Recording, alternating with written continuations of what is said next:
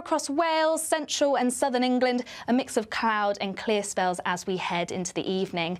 Now, where we see those clearer skies, we're likely to see some mist and fog develop. That could be quite stubborn to clear by the time we reach the morning. Otherwise, once again, staying largely dry overnight, still with those outbreaks of rain and drizzle in the far north of Scotland, and just a slight breeze strengthening across Scotland too, but otherwise light winds and staying fairly dry with a mix of that cloud and those clearer spells. So quite a grey start as we head into Wednesday, some mist and fog during the first part of the morning too, but generally we have high pressure building, so there's going to be lots of dry and fine weather around, though it may just be quite cloudy and drab at times. We will eventually start to see some outbreaks of rain just moving into the far northern Isles later, but otherwise a largely dry day on offer, and once again temperatures just above average, so feeling pleasant for the time of year. We can expect clear skies, leading to a light and... We could be delivering the perfect Christmas to you this year. First, we'll give you £20,025 in tax-free cash. Then we'll give you £5,000 to spend on all of your Christmas presents, with a further £500 in vouchers to spend at your favourite supermarket. Finally, a GB News Christmas goodie bag. You'll get it all in time for the big day. For your chance to win, call 0903 681 3232. Calls cost £2 plus your network access charge. Text cash to 63232. One entry costs £2 plus one standard network rate message, or text bonus to 63232. 5 entries cost £5 plus one standard network rate message. You can enter online at gbnews.com/win. Entries start from just £2, or post your name and number to GB09 PO Box 8690 Derby DE1 9TT. UK only. Entrance must be 18 or over. Lines close at 6 p.m. on the 22nd of November. Please check the closing time if listening or watching on demand. Hi there, I'm Michelle Dewberry and I'm going to take a second to tell you all about my show, Dubes & Co. We start off with the issues of the day. We then bring in both sides of the argument. We get rid of the disrespect. And then you throw me into the mix. And trust me, I'll tell it exactly how it is. And then, of course, the magic ingredient, you at home. We mix it all together, and what have we got? In my opinion, the best debate show in town. Monday to Friday, 6 till 7 on GB News, Britain's news channel. Welcome to State of the Nation, daily plunge into the stories shaping our country. I'm Jacob Rees-Mogg, and Monday to Thursday we bring you the insights, the facts, the truth about how our country is being governed. Because what happens in Downing Street matters down your street. Tune in to State of the Nation every Monday to Thursday, 8 to 9 o'clock. Only on GB News, the People's Channel, Britain's news channel. It's Patrick Christie's Tonight, and here we do things differently. It's explaining the absolute madness of this, doesn't it? It's explosive. I mean, this is very good. It's lively. 850. Your government sat there, Sean, and it did nothing. It's controversial. And the Middle East has been in turmoil since before I was born. It's everything you need to kickstart your evening. Everyone's had their Weetabix tonight. I love to see it. That's Patrick Christie's Tonight, weeknights from 9 p.m. Only on GB News, the People's Channel, Britain's news channel.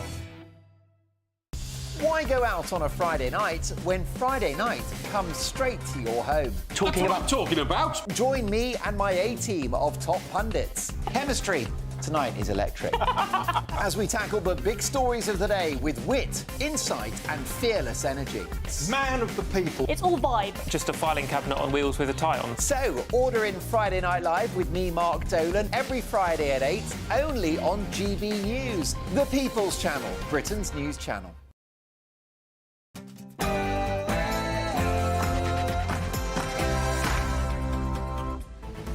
Good afternoon, Britain. It's 12 o'clock on Tuesday, the 29th of October. I'm Tom Harwood. And I'm Emily Carver. One day to go. Yes, the country is braced for tomorrow's Halloween budget. Keir Starmer's popularity has plummeted and the cost of government borrowing is on the rise already.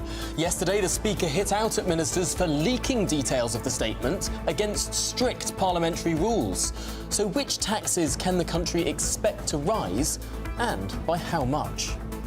And in the next few minutes, a new petition will be delivered to the Treasury calling for a reversal of the winter fuel payment cuts. With over 250,000 signatures and counting, will Rachel Reeves listen? And across the pond, just 1 week to go until the dramatic conclusion of the United States election. This afternoon, Donald Trump will hold a press conference from his winter White House of Mar-a-Lago. We'll take you there live after several days of controversy. And should more companies make a point of supporting and hiring our veterans? One budget airline is doing just that.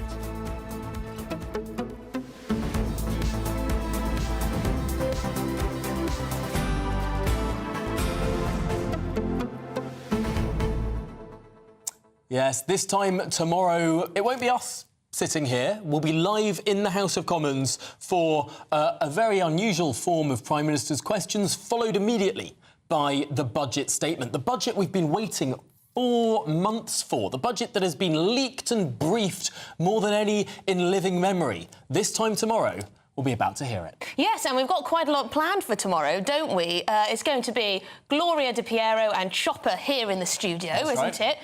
Tom is going to be out in Westminster with his ear to the ground, finding out all of the little bits within that budget that people might not realise on the face of it that may come to bite you. And I'm going to be up in South Shields in the North East at the football club there, finding out what local business owners have to say about this budget. Will it be as bad as they feared? What were they hoping for? Yeah, we're going to have coverage right around the country, and we're going to get right to the core of what is going on. But it's interesting because there's been so much briefing about this budget, really more than I can remember of any previous budget, to the extent that the Speaker yesterday stood up in his chair in the House of Commons and admonished the government for all of their leaking and all of their briefing about a statement that should be reserved to the House. It should be announced first to the House of Commons.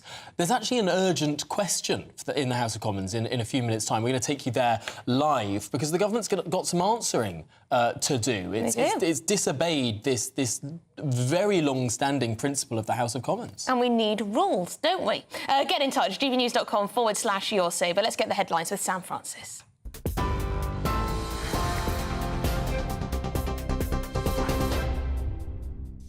Tom, Emily, thank you very much, and good afternoon to you. It's 3 minutes past 12. Well, let's start with an update on plans for that budget tomorrow. We've heard from the Health Secretary, Wes Streeting. He says the NHS is not just on its knees, it's on its face. That's ahead of the budget tomorrow as the Chancellor prepares to unveil it in full, injecting billions of pounds into the health service. Speaking to us this morning, Wes Streeting admitted there will be challenges, including long waiting lists and ambulance delays. But he was quick to point out that one budget won't solve everything.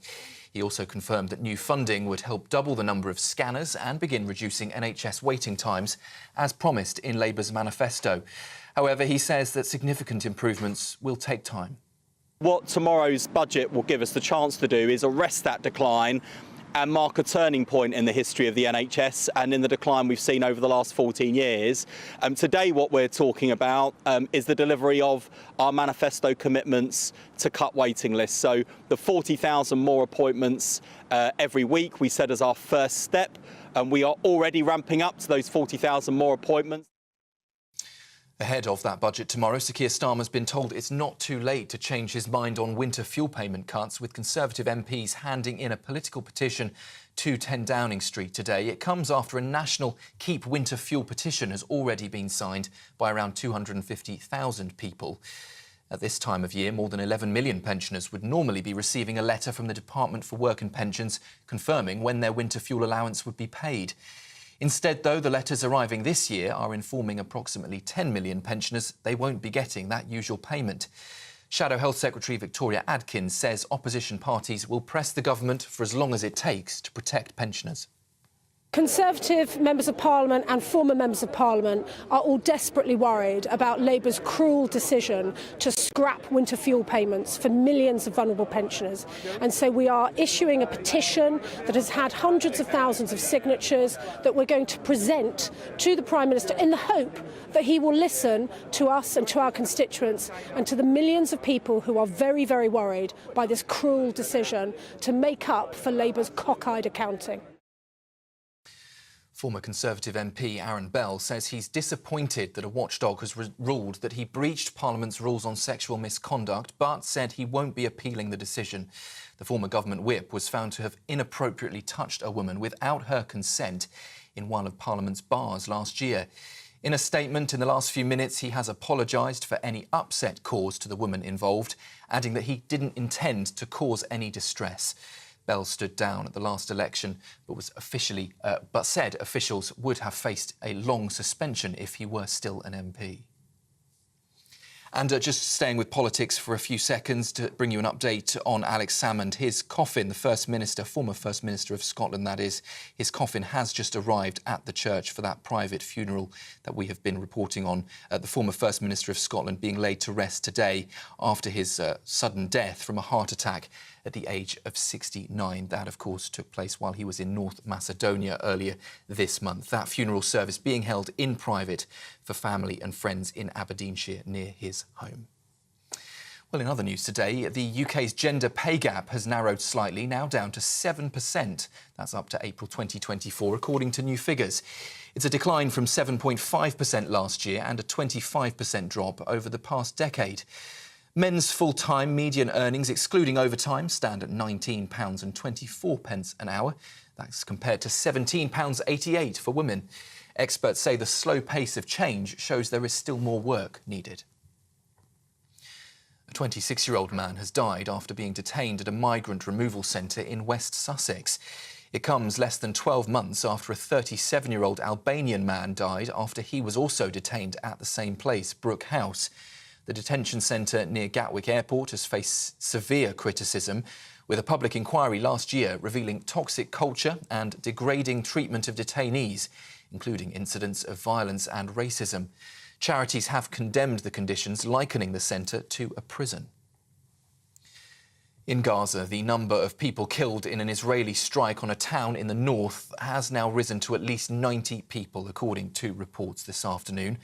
Medics claim more than half of those killed were women and children, including a mother and her 5 children and a second mother with her 6 children. Israel hasn't yet commented on that latest strike. Local resident Ismail Ouida is among those still searching for survivors believed to be trapped under the rubble. This is the house of the Abu Nassar family. It's been bombed. Lots of people were living in the house. There are tens of bodies. There was no warning.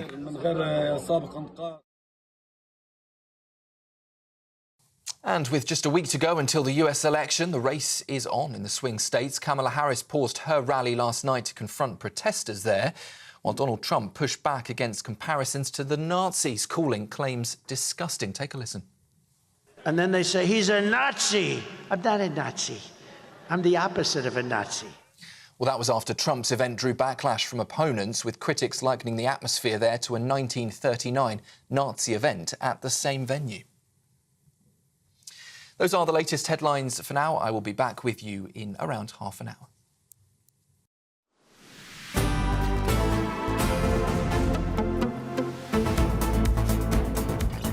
OK, good afternoon, Britain. It's 9 minutes past 12. Now, Labour's highly anticipated budget for a generation will pump billions of pounds into the NHS, but will still not be enough to prevent a dire winter, apparently. Oh, the best of both worlds. Raising over £35 billion in tax rises, Rachel Reeves is expected to pledge £1.5 billion towards surgical hubs and a further £1.8 billion on elective appointments. But the government has warned that this will only arrest the decline in the health service and not fix it. Yes, well, earlier on today, Health Secretary Wes Streeting, he spoke to GB News. The NHS is not just on its knees, it's on its face. And what tomorrow's budget will give us the chance to do is arrest that decline and mark a turning point in the history of the NHS. Well, let's speak to the political correspondent at The Spectator, James Heal, for all of this, because, James, there is an urgent question in a few minutes' time in the House of Commons on all of the leaking and all of the briefing and, frankly, the announcements, the formal announcements that various ministers from the Prime Minister down have made ahead of this budget. Is there going to be anything left that's actually a surprise? Well, somehow, Tom, I think that some of the worst news may well be in the budget. I mean, look, there's part of this is about expectation management. Obviously, they want to kind of get everyone in line on this. They want to keep the markets on side, which is what Rachel Reeves was doing last week in Washington. But I think you saw in the House of Commons yesterday the anger and irritation felt by the Speaker of the House, who has been very consistent on this in 2021. He famously had a go after lots of the budget that year were leaked, and he's now kept that up by having a go at Labour ministers who apparently have been going around, including the Prime Minister, of course, confirmed yesterday morning that the £2 bus cap has been lifted and going to be made to £3. So there's going to be an urgent question on that later in the House of Commons. And, the Speaker's team are just saying, this is very much part of the course, and we want to change things and get MPs and their constituents being the ones who hear news first rather than the American newswires. James, it's interesting, isn't it, Wes Streeting being sent out for the media round this morning on the eve of the budget, talking about the NHS, being quite negative about the NHS, but saying, things won't get better for a little while, but we're going to put lots more money into new tech and all this sort of thing. I do wonder whether Labour would have been better off focusing more on public services in the run-up to this budget, rather than, messing around with definitions of working people, because they do score higher when they talk about public services, don't they? Absolutely, and I think this is a very difficult balancing act facing Wes Streeting right now. He is clearly going to be the big winner from the spending public sector service departments. It looks like the NHS is going to be the Labour priority. But of course, we have to be realistic about what all those billions in terms of the health service actually means. The most optimistic, the biggest figure I've seen mentioned is $7 billion in total for the NHS, if you count all the new centres, etc. That's only 4% of the NHS budget, which obviously last year was around $183 billion. So all these billions here, billion here, billion there, as Reagan would have said, soon you start getting real money. But unfortunately, in the context of the NHS, it means long-term outcomes won't be felt for some time. The key question, of course, for all this spending that's going and all this extra money, will we see the improvements we need? And for that, they might need to have more attachments in terms of conditions. And also, are we going to see public sector productivity improves, given it's been so flat for so long since the 2008 financial crash? But James, as you say, a lot of expectation management has been done. They've tried to lance the boil many months before the budget, particularly with the announcement on winter fuel payment cuts. But in the next couple of minutes, senior Conservative politicians led by Mel Stride will be arriving at the Treasury with a petition of 250,000 signatures demanding that the Treasury changes course on those winter fuel cuts. Do you think Rachel Reeves will listen? No, I don't. And I think that's because they have now invested so much political capital in this. It's become a sort of market test of their credibility. And so I don't see any kind of massive reversal tomorrow in the budget. There may be additional help announced, increased measures, more awareness of the pension credit that pensioners can claim in order to alleviate the sort of loss of this benefit. But I mean, Labour, I think after a long time of getting the house in order, have now finally stuck on a line, which is that they're going to be talking about how the triple lock ensures every pension will be better off next year, even if they lose this £300 a year. But I mean, I think Labour, the damage has been done, really. So I don't really see at this point what they have to gain from reversing it, other than looking weak. And given it's the first budget and how much we heard about Labour attacking Tory U-turns, I don't think we can expect a U-turn on this particular issue when it comes to the budget tomorrow afternoon. Yes, and it's interesting as well, as we hear the papers reporting today that Mike Amesbury, the Labour MP who allegedly punched this constituent, that the row leading up to that incident may well have been about winter fuel payments. Well, of course, it's got massive cut-through, and it's partly because it's so evocative in the language, which is why, of course, Rachel Reeves' predecessor, Gordon Brown, introduced it when he was at the Treasury in the 1990s. Of course, people think, heating and elderly people suffering, that's going to be a very evocative image when it comes to the mind. Obviously, the children will hear about it. But I think for Labour, their point of view is that, look, 1 in 4 people who are over the age of 65 in this country are now a millionaire. That's because we now have an asset-rich society where people who own their homes are therefore much richer.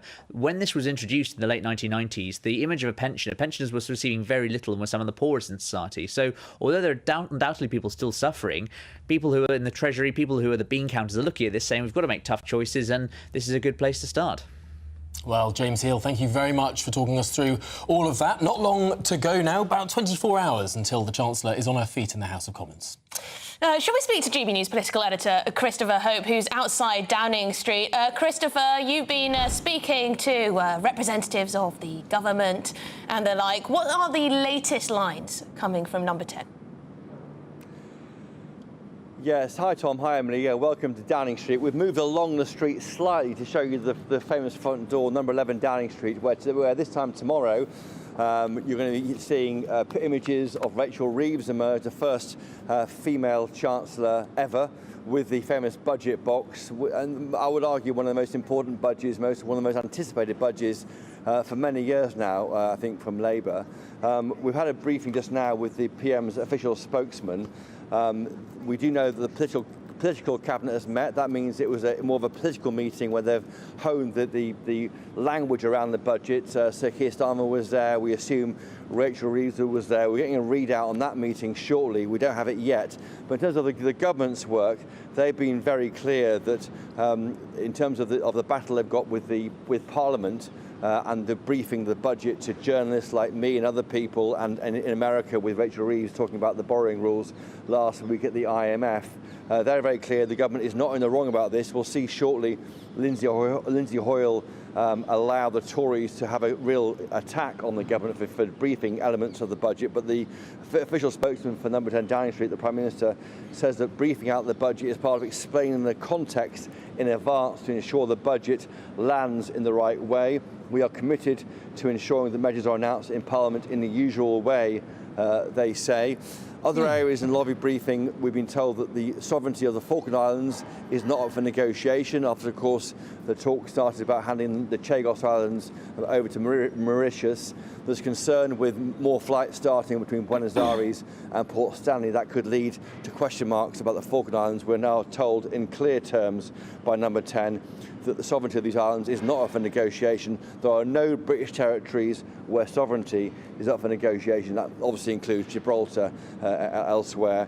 Also, the government has pushed back against Robert Jenrick, one of the contenders to be Tory leader, saying that some Commonwealth countries owe us a debt of gratitude in this country for the way the empire helped those countries establish themselves in a modern era.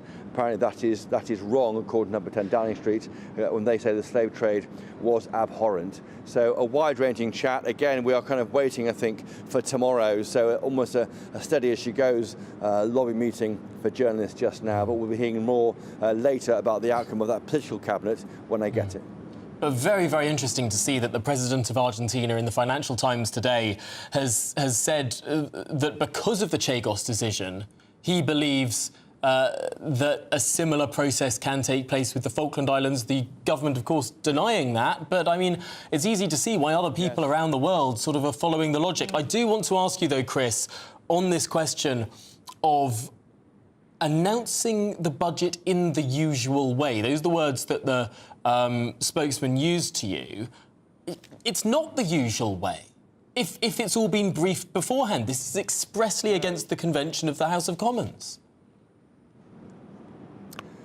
Well, Tom, you're totally right. And there was an urgent question that's been granted to Laura Trott, who's the Shadow Chief Secretary of the Treasury, by the Speaker. It talks about a breach of the ministerial code. That's what they're going to be talking about, because they've briefed out elements of the budget not to Parliament first. Now, I think they are rewriting conventions here, Number 10 Downing Street. It's not in the usual way at all to brief out elements of the budget. So obviously, to hear the Prime Minister, Sir Keir Starmer, announced a budget announcement yesterday to journalists in Birmingham, and I was one of them, about this increase in the bus fares cap from £2 to £3. He said it was a budget announcement.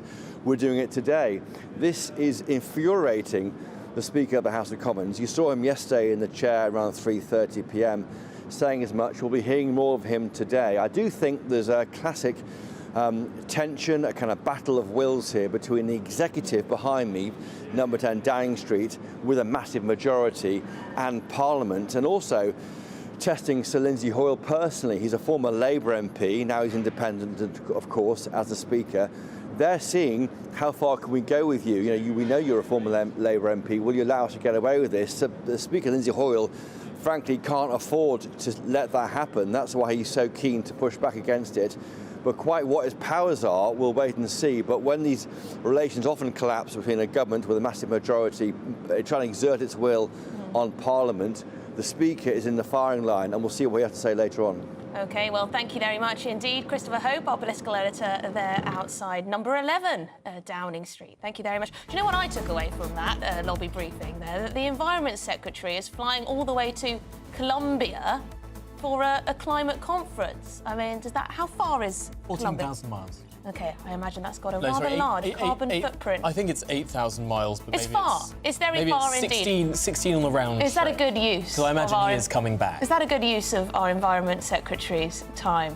There you go. Oh yeah, no. In total, it's 10,540 miles. Let's hope he doesn't sign away any more cash. Anyway. This is Good Afternoon Britain on GB News. We've got lots more coming up on today's show. There is chaos in the United States. Hundreds of ballots have been set on fire in Oregon and in Washington. This all comes as the race for the White House enters its last week. Those are votes up in flames. We're getting the latest on the race for the White House after this. Don't go anywhere.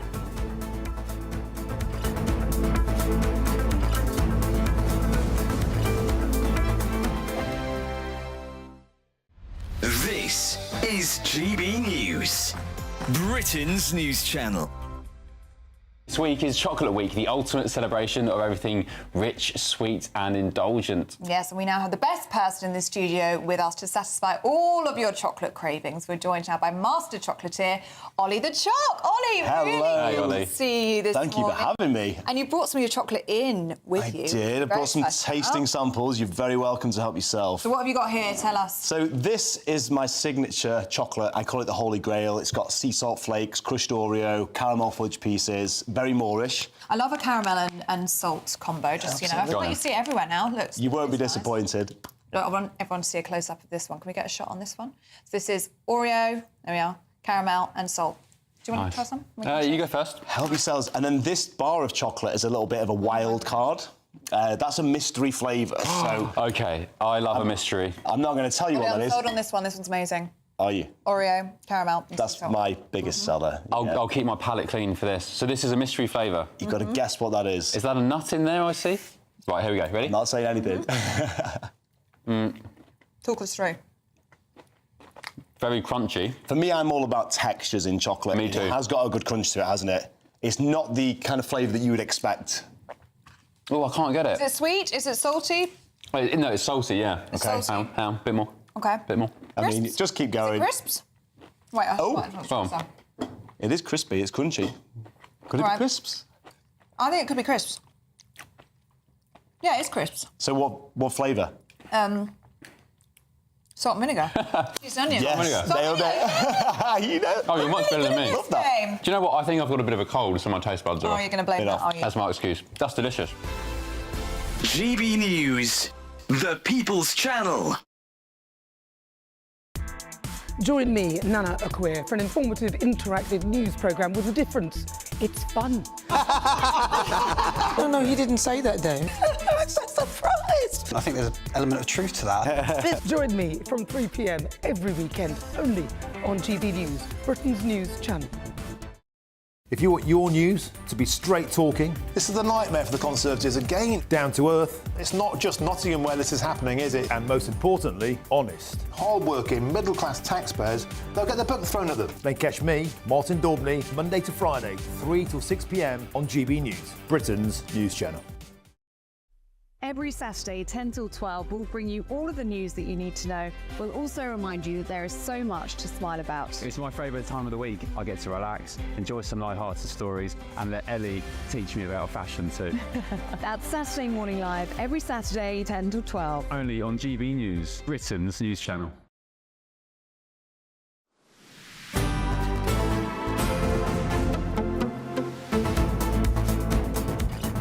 Good afternoon, Britain. It's 24 minutes past midday, and the battle for the White House is in its final stages. Only a week to go, yes, 7 days, until America decides. Yes, and overnight, Kamala Harris and Donald Trump crisscrossed swing states to win over voters in Michigan and Georgia.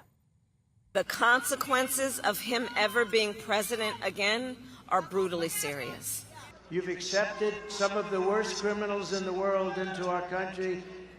You're going to say it, please say it, sir. I say I will. Kamala, you're fired. Get out of here. Well, there we go. Joining us to discuss this is the senior lecturer in US politics at Queen Mary University of London, Richard Johnson. Richard, thanks for joining us. Donald Trump will be making a press conference later today. In our programme, we're going to take it live. What do you expect he's going to say? We've heard a lot of rallies, we've heard a lot of noise, we've heard a lot of media furore, but this will be the first press conference in some days' time. I assume part of the idea here is for the Trump campaign to move the conversation on from the racist remarks which were made by the comedian Hinchcliffe at the Madison Square Garden rally about Puerto Rico on Sunday. This seems to have really caught the attention of many media outlets in the US. Whether it's penetrating with the electorate it's difficult to say. I mean, it's not the first outrageous thing that's been said by the Trump campaign. And often these kind of comments don't make a huge dent. But I wonder if part of the reason that Trump has decided to hold this press conference is just to be able to create a slightly different news story and to move the story on. Richard, we're seeing this footage of these ballot boxes being set alight, hundreds of votes being destroyed in Washington state and Oregon. Do we have an idea whether that's partisan, whether that's politically motivated? Do we know? We know the FBI is investigating. I haven't seen any specific reports about the motives in this instance, but what I will say is that these drop boxes have tended to be seen as something that Democrats have tended to be more supportive of. Since 2020, about half a dozen states have banned their use, and I believe all of those states are Republican-controlled states.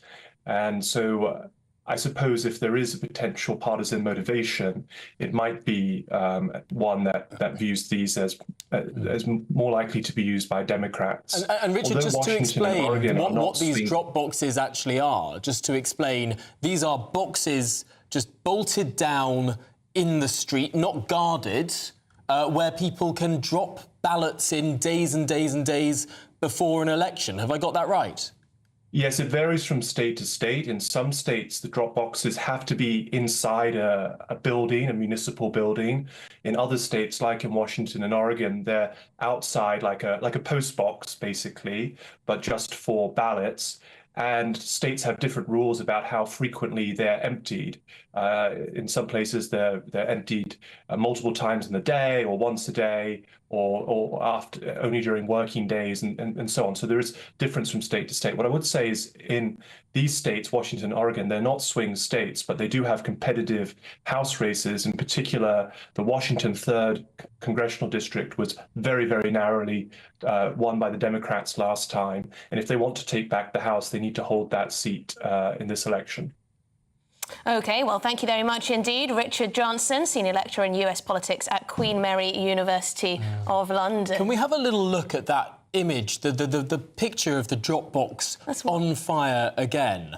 I wonder if we can see that, because it is extraordinary. I think to a lot of people in this country, we would think a box specifically for ballots on the side of a road like that. I mean, I think a lot of people in this country would their jaws would hit the floor that this was allowed in a democratic election, an unguarded box that is so open to sabotage. Yeah, particularly when, well, anyway, we're going to move on because we're going to cross live to the Treasury because Conservative MPs are presenting a petition against the winter fuel payment. Well, here they are, led by Mel Stride there in the middle, handing in that petition of over 250,000 signatures to HM Treasury. They have now gone through the door, up those stairs, and we're expecting them to make a bit of a statement after they have handed in that weighty box they were carrying.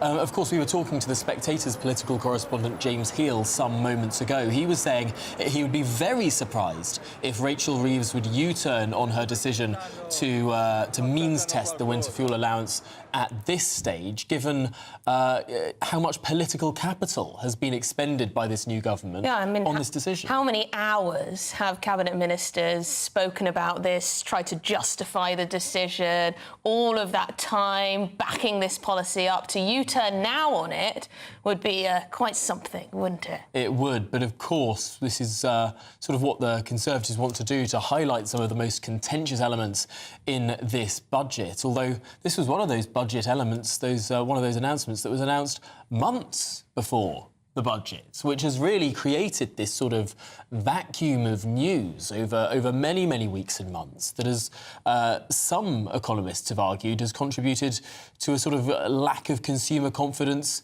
in our economy.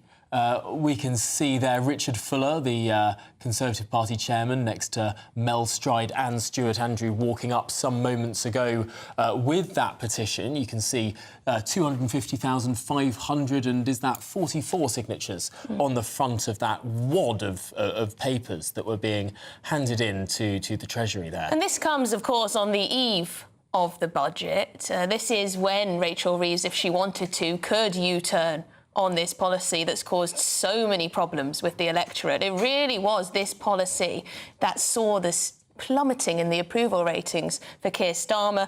Keir Starmer's woken up to the latest poll saying that his popularity collapse has been bigger than any Prime Minister after a general election. Minus 38, a net drop of 49. Goodness me. Well, this is Good Afternoon Britain here on GB News. There is, of course, plenty more coming up on today's programme. Currently, in the House of Commons, there is an urgent question being asked over all of these leaks, over all of this briefing that we've seen ahead of this budget. Let's remind you, there is a reason it is against the rules of the House of Commons, against the convention of the House of Commons. Chancellors in the past have resigned over such leaks. And so this urgent question is being brought forward by the Shadow Chief Secretary to the Treasury, Laura Trott, asking whether or not the government and ministers within the government have breached the ministerial code over this issue. And we all know what a breach of the ministerial code can carry. That's a resignation offence. That is, of course, what happened to Boris Johnson when he had to leave Parliament. Breaches of the ministerial code can be deeply, deeply serious. We'll have some more on that after your news headlines.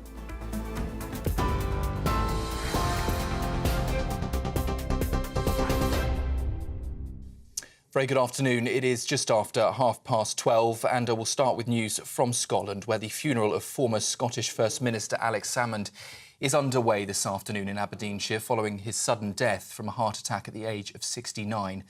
Family, friends and colleagues are gathering at the church to pay their respects to the Scottish leader. The service is being conducted by Reverend Ian McEwen, a long-time family friend who's described today as an incredibly difficult day for loved ones, and added that the family is in deep sorrow and is taking time to privately grieve and honour a man that they adored. The NHS is not just on its knees, it's on its face. That's the warning from the Health Secretary ahead of the Chancellor's budget tomorrow, injecting billions of pounds into the health service. Speaking to us here on GB News this morning, Wes Streeting admitted there will be challenges, including long waiting lists and ambulance delays, but he was quick to point out that one budget won't solve everything. He confirmed that new funding would help double the number of scanners and begin reducing NHS waiting times, as promised in Labour's manifesto. But he says that significant improvements will take time.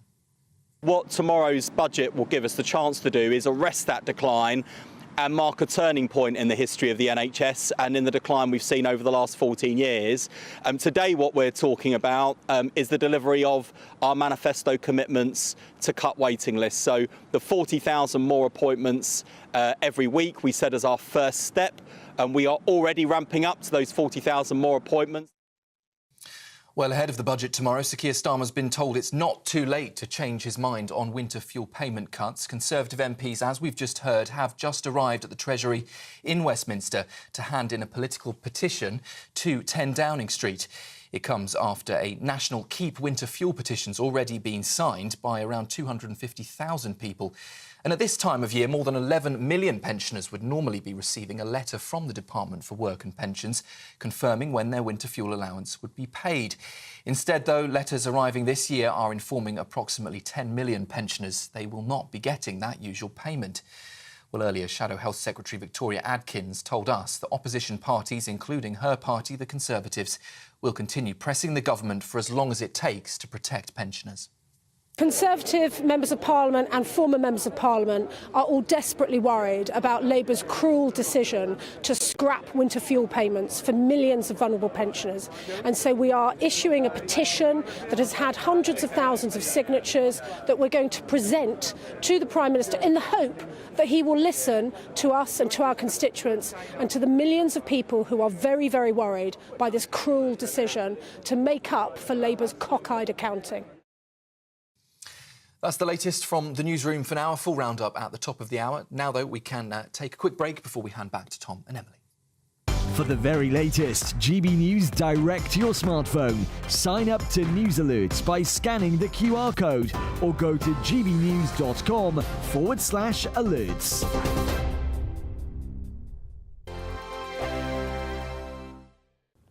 Hello, good morning and welcome to your GB News weather update from the Met Office. Quite a cloudy day on offer, though it is going to be brighter than it was yesterday. Largely dry, though there are going to be some spots of light rain and drizzle around, particularly across the southeast, for example, where we do just have this trailing front slowly sinking its way into the English Channel. But elsewhere, we've generally got largely dry, fine and settled conditions. Once again, some light rain and drizzle just pushing into the far northwest of Scotland. That cloud and rain generally sinking away across parts of Sussex and Kent. And overall, a largely dry and bright day, a mix of cloud and some brighter spells. That cloud could be thick enough to produce some spots of rain and drizzle. This is going to be mainly around hilly areas. But in those brighter spells, especially across the south and southeast with highs of 17 to 18, it's probably going to feel rather pleasant for the time of year. As we head into the evening, that band of cloud and rain is slowly going to sink its way southwards across Scotland, generally turning clearer to the far north of this, though we can't rule out a risk of a shower or two.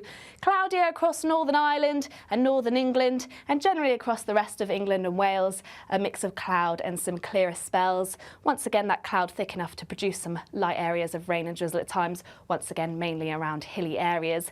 But for most overnight, it should be largely dry, that cloud and those clear spells. Where we do see those clearer skies forming, there'll be some pockets of mist and fog around. That may just be a little bit slow to clear at times during the morning. Generally feeling a little bit cooler under those clearer skies, but for many, generally mild night on offer, particularly under those cloudier skies towards the south. As we head into Wednesday, we do have high pressure building, so that means a largely dry and settled day. Once again, we do have some cloudy skies around, but also some brighter spells where it should feel pleasant for the time of year, generally light winds too. Just some more outbreaks of rain just clipping into Shetland and Orkney towards the afternoon, but once again in those brighter spells, feeling mild for this time in October. The latest GB News travel. On the southbound side of the M1, there is slow traffic to an earlier overturned vehicle from 30 for Sheffield South to 29A for Markham Vale. Delays at 32 for the M18 interchange. Southbound on the M1, there is also heavy traffic to an earlier broken down van at junction 12 for Flitwick. It is still looking slow, though all lanes have reopened as it's through a roadwork area.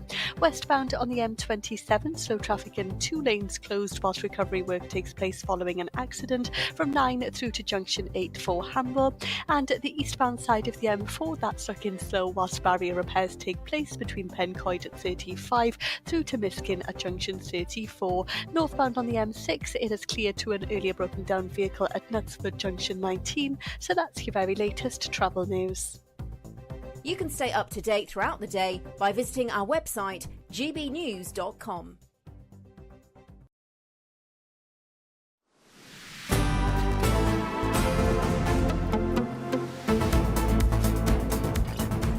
Good afternoon, Britain. It's 39 minutes past midday and we're going to go live to the Treasury now, where Conservative MPs have presented a petition against the government's proposed scrapping of winter fuel payments. Adam Cherry, our reporter, joins us there. Yeah, good afternoon, guys. I'm outside the Treasury. I'm joined by the gentlemen who have just presented that petition to the Treasury. I'm joined by Shadow Work and Pension Secretary Mel Stride and the Opposition Chief Whip, Stuart Andrew. Gentlemen, were they pleased to see you in there today? What do they say to you? Well, they struggled with the weight of the petition, actually, because it's over 250,000 signatories on our Conservative Party petition calling on the government, and Rachel Reeves tomorrow in particular, to scrap this means testing of the winter fuel payment, because it means 10 million pensioners losing out, and 2/3 of those pensioners below the poverty level will lose this benefit, and we don't believe that's right. Do you think this is the most important issue for voters at the moment? What are your inboxes saying? I think absolutely. We've been inundated with people who are really worried, because a lot of people do plan their finances in advance, and the fact that they're going to see this cut immediately, just as we're getting into the coldest period in this country, is ridiculous and grossly unfair. And I have to say, Mel and his team have been leading the charge in Parliament on this to make sure that people in government are completely aware of the impact this is having. And getting 250,000 people to sign a petition just shows the strength of feeling that we've been getting. Now, you've obviously got a leadership election. I don't need to tell you that. That's coming up on the 2nd of November. Do you think the next leader of the party should commit to reversing this cut, perhaps in the next manifesto? Well, I think the next manifesto is going to be 4 or 5 years away, so I don't think we can start speculating on that at the moment. But what we do know is right now, these are political choices. So this government, this Labour government, took the decision to spend billions of pounds on over-inflationary wage increases for their trade union paymasters, and they've done it on the backs, in part at least, of pensioners, some of whom are very vulnerable, and we don't think that's right. Now, Mel Stride, you were obviously in government as the Work and Pension Secretary. Did this idea ever come to you from civil servants? Did it ever cross your desk? Did you ever turn this idea down when you were the minister? So inevitably, around all fiscal events, everything gets looked at. But I never came anywhere near taking a decision like this. It's just totally the wrong thing to do. As I said earlier, 2/3 of those pensioners are below the poverty line, are actually going to miss out on this benefit. We've just seen the energy price cap is about to go up by 10% at the same time as we're making these cuts. There are pensioners out there now who are going to have to take that decision between heating and eating. And we really need to see this policy reversed. And tomorrow is Rachel Reeves' chance to do just that. But is it too little, too late? I mean, as you say, we're talking about the budget. This is done and dusted, isn't it? Are you hoping to? Do you think there's any chance of this being reversed, or is this really just a political move for the next election to put pressure on them? Well, we'll have to wait and see. But what I think we do know is that this party, this Labour Party, made numerous promises and pledges during the build-up to the general election. They said to the British electorate, trust us on things like the winter fuel payment, trust us on things like tax. And unfortunately, I think what we're going to see tomorrow is going to be a gross breach of trust, because we're going to see a party jacking up taxes all over the place, not least on business, actually, who we all look to, of course, to provide the growth that the country needs. Just on the budget itself, it looks like the government are in a little bit of trouble with the Speaker, Lindsay Hoyle, because so much of this is leaked in advance. But he had a go at you guys when you were in government for doing the same thing. So is this not just common practice now, that we hear about the budget days in advance and we know everything before we're even in the Commons chamber? I think really it's about the scale of this. I mean, I've never known a budget be briefed out as much as it has been, and speeches being made about what's going to be in the budget. That is why the Speaker is rightly angry, because the budget is the opportunity for Parliament to hear it first and the nation as a whole hearing it first. So that's why he is extremely angry about the fact that, as he said yesterday, he almost made the point that there's no point MPs turning up tomorrow because we've already heard it all over the news. So it's, briefing some bits, it always happens, but the scale of this is what's really frustrated the Speaker. Well, gentlemen, thank you very much for joining me outside the Treasury, and we'll hear more from you over the next coming days with the budget. Thank you very much. Thank you. There we are, guys. So over 200,000 signatures. Big day tomorrow. Whether it will be enough, we'll see. But clearly a real strength of feeling here from millions of people across the country. Well, Adam Cherry, thank you very much indeed for that report. And, of course, as you mentioned there, the real consternation over so much leaking and briefing ahead of this budget. There's an urgent question currently in the House of Commons. Shall we dip in to hear a second or two of what is being said? Nick Thomas-Symonds answering for the government. Half of their constituents. The previous Conservative government did so much damage to trust in politics, including by consistently undermining the ministerial code. So will the minister put things right and toughen up the status of the code by enshrining it in law? Mr. Speaker, we've already said the Prime Minister will publish an updated ministerial code shortly, but there is a very stark difference between this administration and the previous one. The approach of the previous... Currently, that's Nick Thomas-Symonds talking about the potential of a breach of the ministerial code. This is deeply, deeply serious. If a minister breaches the ministerial code, they can lose their job. Nick Thomas-Symonds there saying that the government will bring forward an updated ministerial code. I wonder whether or not this updated ministerial code will say, actually, leaking and briefing and going against centuries of precedent ahead of a budget, that's fine now under the new ministerial code. It does smack of something that smells a little off. Well, you know, Rachel Reeves wants to change the rules around borrowing and spending and all of that. So why not change the ministerial rules when it suits, Tom? Perhaps it's all outdated. You should brief absolutely everything in a budget. We may as well not need a budget statement at all. The hypocrisy here is staggering. That's the issue, isn't it? Given that this was a party that got elected on the back of saying, oh, look how sleazy the Tories were. The Tories leaked ahead of their budgets. I mean, in 2021, the Speaker of the House of Commons... Shall we listen to what Bernard Jenkins is having to say? Was an important announcement, because I think most people in this House think it was a very important announcement, and therefore, if it was a very important announcement, did the Chancellor break the ministerial code? Minister. Mr. Speaker, the Chief Secretary of the Treasury made a statement to the House yesterday. The entire Treasury team have been here answering questions today. The Chancellor will deliver a budget tomorrow. We will have 4 days of debate. I doubt the House has seen so much of the Treasury team since the Tories were forced to deliver 2 emergency budgets in September 2022. Louise Jones. My constituents in North East Derbyshire are still paying the price with the rises to their mortgages. That's a flavour of what's going on in the House of Commons. Some real strength of feeling there over whether or not the Chancellor has breached the ministerial code. Serious stuff. OK, well, this is Good Afternoon Britain on GB News. We've got lots more coming up on today's show, including the rather spiky issue of the decline of the hedgehog, with a new report saying the species could be facing extinction. Oh, dear. Would you miss them?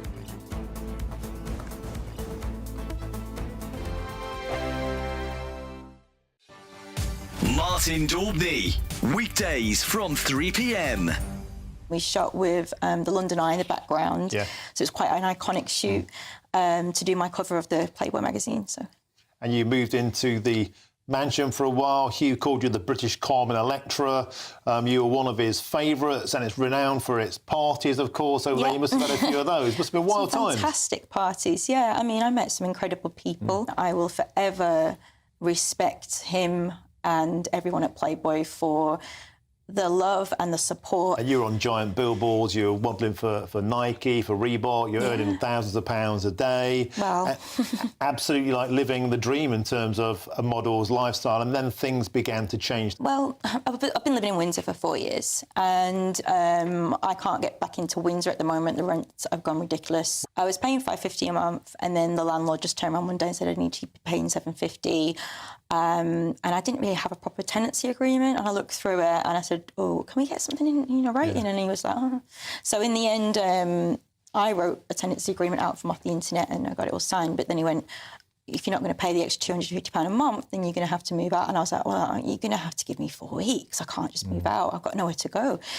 And I think he thought he could just throw me out there and then. And he said, I've got someone that's going to move in that's going to pay £700-800 a month. So I went and got the 10, and I thought maybe this will be the way I can go for a few months or so, you know. And it was still summer a few months back when I became homeless. So, you know, I got the 10 and I got all the cooking equipment and what have you from the money I got from some of the jobs I did. And I thought, you know what, I'm gonna go and be a free spirit for a bit, and I'm gonna have to just do my own thing. And you know what? It was the biggest mental relief.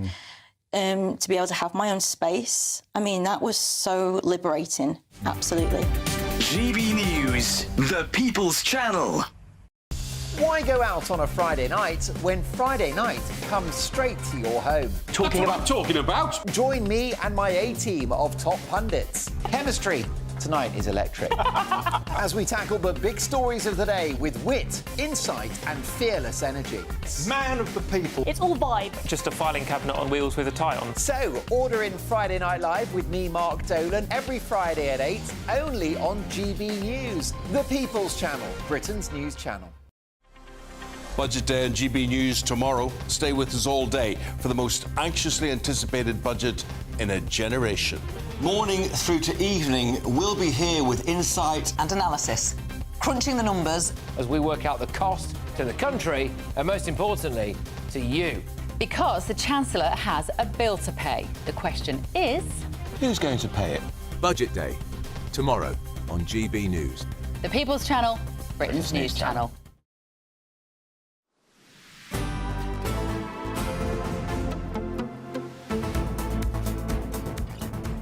Come work with me. Yes, EasyJet are looking to hire an army of over... Oh, I think that was meant to be a come fly with me. Right, OK. Yeah. Yes, because I already do work with you. Yeah, no, right.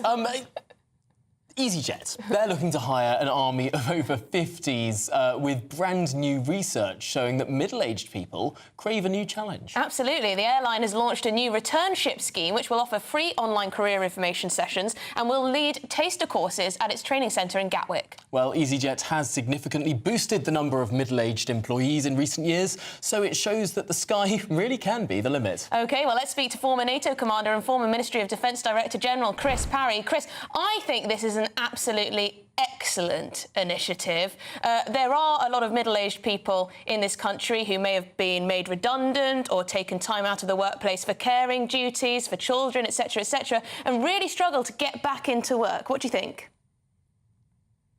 Well, it's not a new idea. I mean, if you fly British Airways and you fly any American airliner internally, they're staffed by over 50s. And I would say that as long as people have got the stamina, they've got the ability and the agility to serve, then they should do so. But let's not forget, in the air, you've got to have the best people for the job. If that is the over 50s, then you should employ them.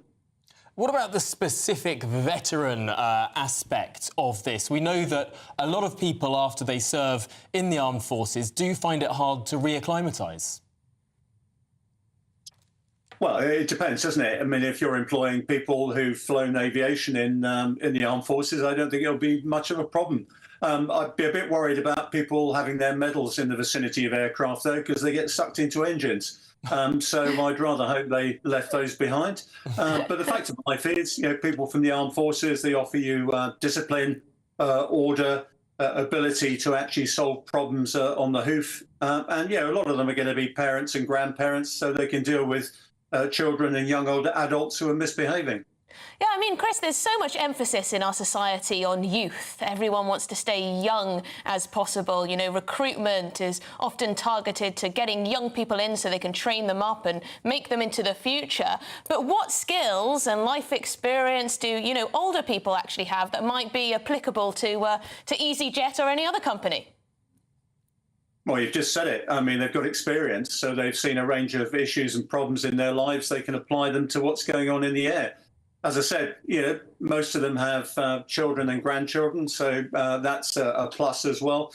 And frankly, as people are getting older now, they retain their stamina, they retain their fitness and their mental agility. And of course, if the retirement age is going up to 71, they're going to have to work anyway. So, I think it's best to remain productive as possible. Look, I'm 70, I'm still working, and, as long as you can, you should. No, absolutely, and we're very glad that you are still working, because it's always a delight to speak to you. Chris, just finally a word on veteran unemployment, because so often we do see veterans actually on our streets. Yeah, the transition from the armed forces isn't easy, and it's not made easy by the fact that society as a whole stereotypes people who've served in the military. I think we've all witnessed it, to tell you the truth. What they don't realise is that people in the military are citizens, just like any other, and there's a significant amount of discrimination. I think when I left the services, every interview I went to, people had made assumptions about what I was like. Every soldier, every sailor. Chris, I'm terribly sorry. I'm going to have to cut you off there, but it's been fantastic to talk to you this afternoon. Sorry about that. This is Good Afternoon Britain on GB News. We've got lots more coming up, including that Donald Trump press conference. We'll bring it to you live.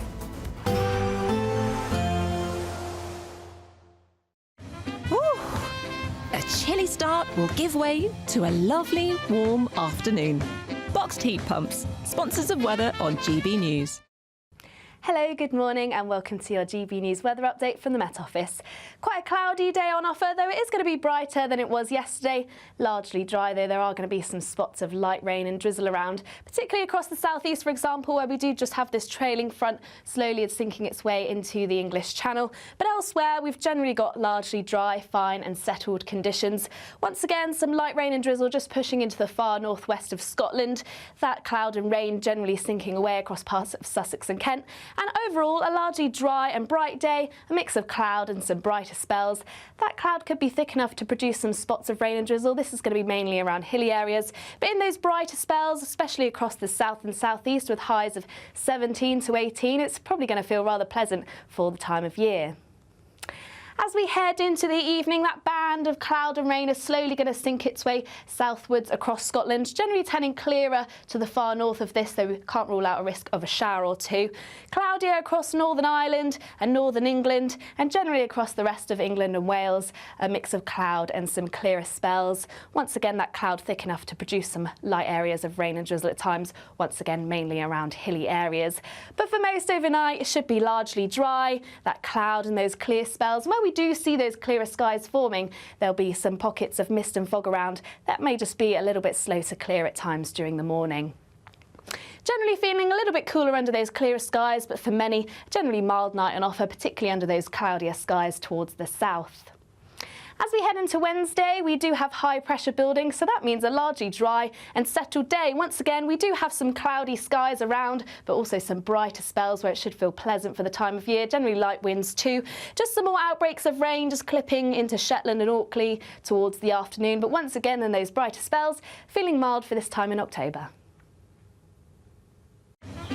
We can expect clear skies, leading to a light and warm day ahead. Lovely. Boxed Solar, sponsors of weather on GB News. We're giving you the chance to win everything you need to celebrate the festivities. There's £20,025 in tax-free cash. There's £5,000 to spend on gifts for all the family. There's £500 to spend in your favourite supermarket. And a festively themed GB News goodie bag. We'll get it all to you in time for the big day. For your chance to win, call 0903 681 3232. Calls cost £2 plus your network access charge. Text cash to 63232. One entry costs £2 plus one standard network rate message, or text bonus to 63232. 5 entries cost £5 plus one standard network rate message. You can enter online at gbnews.com/win. Entries start from just £2, or post your name and number to GB09 PO Box 8690 Derby DE1 9TT. UK only. Entrance must be 18 or over. Lines close at 6 p.m. on the 22nd of November. Please check the closing time if listening or watching on demand. Good luck. Sunday with Michael Portillo from 11, only on GB News. I'm joined now by an acknowledged authority on Ludwig van Beethoven. He's already written 7 books on the subject, and next week his 8th is released. It's called In Search of Beethoven, and it stands apart as a deeply personal account of John Souché's relationship with the great composer as he follows his footsteps from Bonn to Vienna. Yes, I introduce author, journalist and classic FM presenter John Souché. Hello, Michael. It's delightful to have you here, and you have, as I say, written now 8 books on Beethoven. So the question is, why Beethoven? Well, the word that is often used that I don't like is obsession, obsessive, because somehow there's something not quite right about that. The word that I use is passion. I have a passion for this man's life and music that began, I suppose, around 50 years ago, sometime in my early 20s. I can't remember the exact moment. He kind of crept up on me, and suddenly, as I was a journalist, TV journalist all my life, but before that I was a failed musician. I wanted to be a professional musician, but fortunately for the world of music, I realised I didn't have the talent. But this man's music crept up on me, and I knew from then that it would not go away, it would only increase, and that is what's happened. There are other composers I will listen to, minor names like Mozart, Wagner, Haydn, but Beethoven just does it for me. I was highly educated musically at school because I loved it, to the extent that I wanted to turn professional, but as I say, I didn't have the talent, but that has stayed with me. I read music, I understand music, as you say, I play the trombone, in those days to quite a high level. GB News, the People's Channel.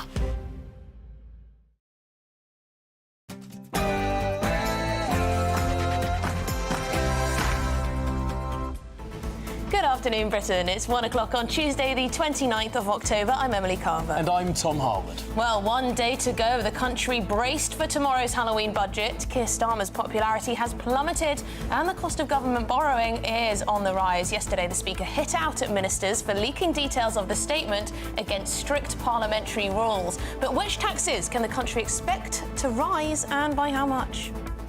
And across the pond, just 1 week to go. Yes, 7 days until the dramatic conclusion of the United States election. This afternoon, Donald Trump will host an extraordinary press conference from his winter White House of Mar-a-Lago.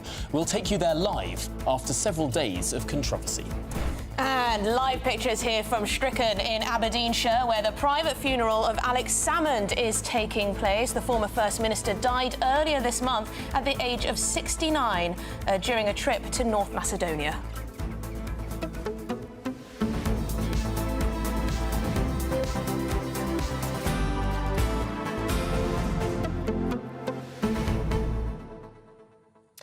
Now, it is less than 24 hours until we hear the official news from the Chancellor's lips. From that dispatch box in the House of Commons, the moment that really this government has been building up to for 4 long months now.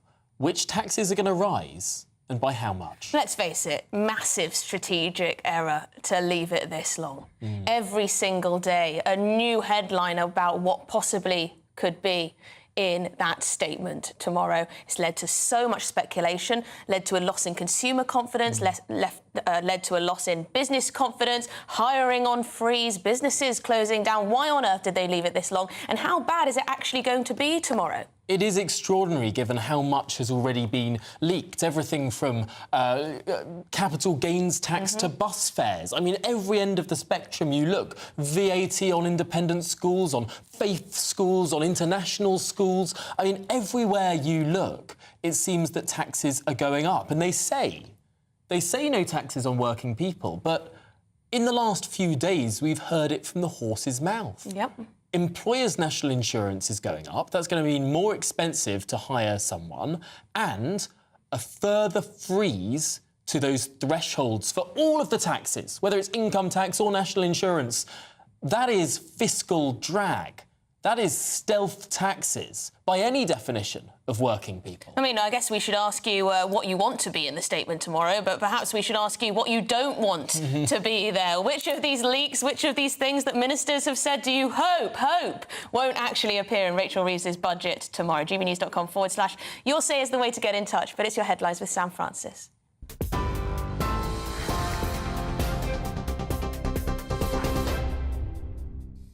Very good afternoon to you from the newsroom. It is just after 1 o'clock and the top story this lunchtime. The Chancellor says the NHS is the lifeblood of Britain and promised to reverse what she described as a decade of neglect and underinvestment, but warns that a single budget, due to be announced tomorrow, can't undo 14 years of damage. It comes as Rachel Reeves is set to unveil that budget in full, injecting billions into the NHS, funding 2 million more appointments with £1.5 billion aimed at new surgical hubs and scanners, and £70 million for radiotherapy. However, speaking to us this morning, the Health Secretary Wes Streeting admitted that significant improvements will still take time. What tomorrow's budget will give us the chance to do is arrest that decline and mark a turning point in the history of the NHS and in the decline we've seen over the last 14 years. Today what we're talking about is the delivery of our manifesto commitments to cut waiting lists. So the 40,000 more appointments every week we said as our first step, and we are already ramping up to those 40,000 more appointments. Health Secretary there, Wes Streeting, speaking to us this morning. Well, ahead of that budget tomorrow, Sir Keir Starmer has been told it's not too late to change his mind on winter fuel payment cuts, with Conservative MPs in the last few minutes handing in a petition signed, they say, by 250,000 people. At this time of year, more than 11 million pensioners would normally be receiving a letter from the Department of Work and Pensions confirming when that winter fuel allowance would be paid. Instead, though, the letters arriving this year are informing approximately 10 million pensioners they won't be getting their usual payment. Shadow Work and Pensions Secretary Mel Stride had this message for the Labour government. Scrap this means testing of the winter fuel payment, because it means 10 million pensioners losing out, and 2/3 of those pensioners below the poverty level will lose this benefit, and we don't believe that's right. Former Conservative MP Aaron Bell says he is disappointed that a watchdog has ruled that he did breach Parliament's rules on sexual misconduct, but that he won't appeal the decision. The former government whip was found to have inappropriately touched a woman without her consent in one of Parliament's bars last year. In a statement, he apologised for any upset to the woman involved, adding that he didn't intend to cause any distress. Bell stood down at the last election, but officials have said that he would have faced a long suspension if he were still an MP. Former Scottish First Minister Alex Salmond has been remembered as the political leader who took Scotland so close to his dream of independence, and as a dear friend. That's as his funeral is being held this afternoon. It follows his sudden death from a heart attack at the age of 69. Family, friends and colleagues have gathered at Stricken Parish Church to pay their respects to the Scottish leader. The service is being conducted by Reverend Ian McEwen, a long-time family friend who's described today as an incredibly difficult day for loved ones. He added that the family, in deep sorrow, is taking this time to privately grieve and honour a man they adored. A 26-year-old man has died while being detained at a migrant removal centre in West Sussex.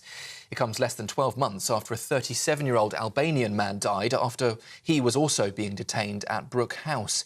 That detention centre near Gatwick Airport has faced severe criticism, with a public inquiry last year revealing a toxic culture and degrading treatment of detainees, including incidents of violence and racism.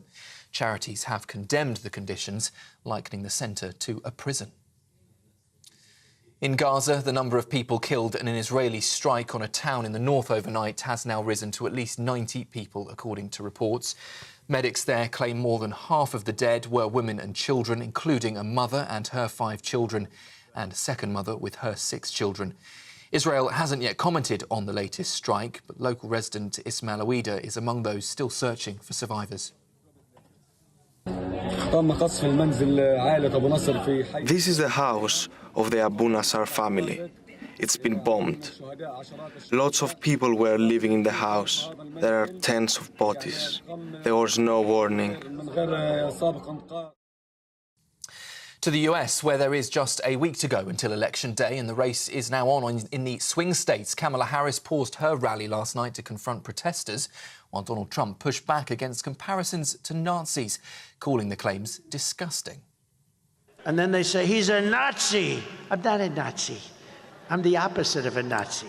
Well, that was after Trump drew backlash from opponents, with critics likening the atmosphere to a 1939 Nazi event at that same venue. And staying in the United States, where Sean Combs, also known by his stage name Diddy, is facing new allegations now of sexual abuse, including drugging and assaulting a 10-year-old boy in 2005 and a 17-year-old in 2008. Both of those lawsuits, filed in the New York City state, are the latest in a wave of lawsuits spanning 2 decades, including claims the hip-hop star exploited victims at industry, parties and meetings. Combs, who is now in jail on federal sex trafficking charges, denies those new claims. He also has a criminal trial set for May next year. And finally, some sport for you. Manchester United's managerial search is officially underway after the sacking of Erik ten Hag. The club dismissed the Dutchman after a disappointing start to the season, leaving them in 14th place with just one win in their last 8 games. Reports suggest the club is set to activate a £8.3 million release clause for Lisbon's Ruben Amorim, who has led his team to top of the Portuguese league. The job's still open, though, and I know Tom and Emily are very keen to make a move into football, so perhaps they'll apply too. Those are the latest GB News headlines for now. I'll be back with you in half an hour.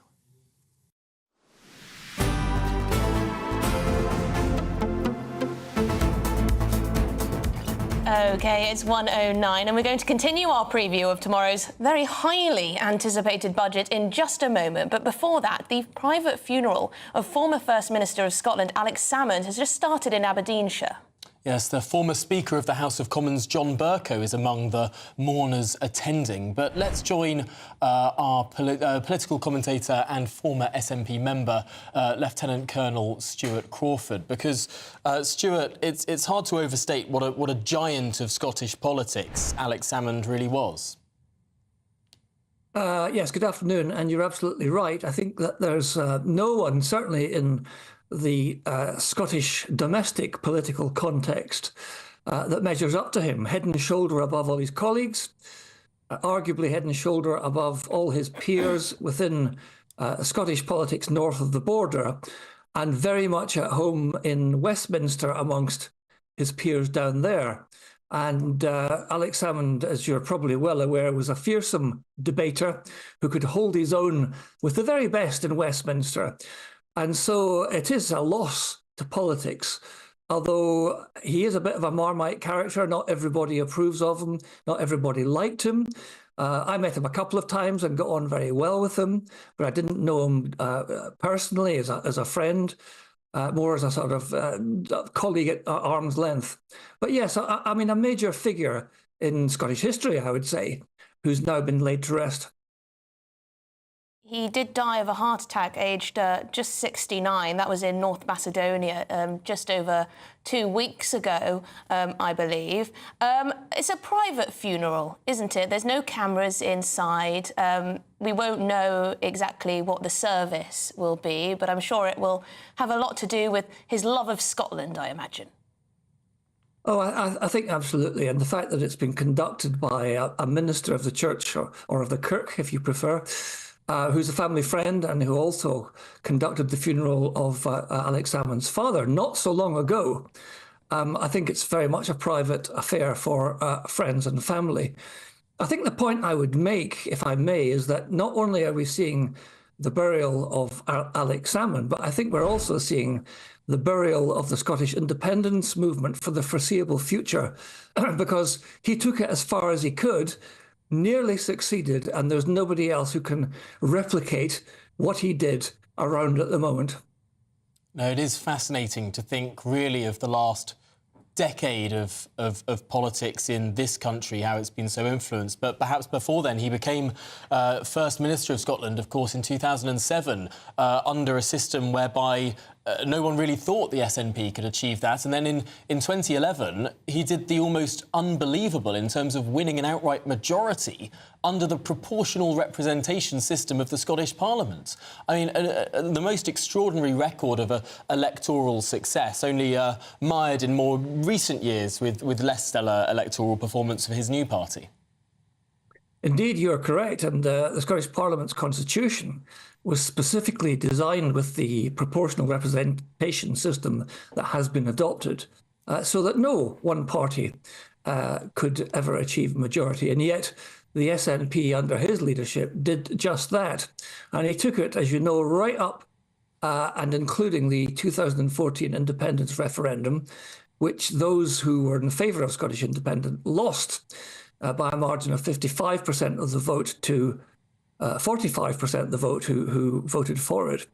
And by his own admission, he resigned immediately thereafter. And that was probably a mistake. He should have stayed on because nobody has been able to fill his boots since. Well, thank you very much indeed for your time, Lieutenant Colonel Stuart Crawford, a political commentator and former SNP member. It was fascinating in 2015 to see, after his role as leader of the SNP up in Holyrood, coming down to Westminster with those over 50 SNP MPs. He was the Westminster leader there. He got the questions in PMQs. He sort of led the SNP in terms of taking over the sports and social bar inside the House of Commons. It became the haunt of the SNP because they were used to having, 5 or 6 MPs, and suddenly they had over 50. I mean, it was a complete change of the atmosphere in that place. Yes, whether you appreciate his political legacy or not, he certainly was a fantastic speaker that people did listen to. A level of charisma there that not all of our politicians have. And here's one. Go on. Without him, you wouldn't have had the Brexit referendum. Yes, I suppose, actually, yes. Fear of the rise of the SNP that delivered David Cameron his surprise majority in 2015, squeezed the Labour vote. Cameron got a second term as Prime Minister with an outright majority and had to deliver that manifesto commitment that Labour hadn't pledged to, of a referendum on the European Union. Well, so much of politics depends on a chain of events, doesn't it? That could have easily not happened that way. Shall we move back to Labour's rather highly anticipated budget for a generation? It's going to pump billions of pounds into the NHS. Apparently, this still won't be enough to prevent a dire winter, though. Well, raising over £35 billion in new taxes, Rachel Reeves is expected to pledge £1.5 billion towards surgical hubs and £1.8 billion on elective appointments out of that £35 billion bucket. But the government has warned that this will only arrest the decline of the health service rather than fixing it. Yeah, should we have a listen to what Health Secretary Wes Streeting told GB News earlier?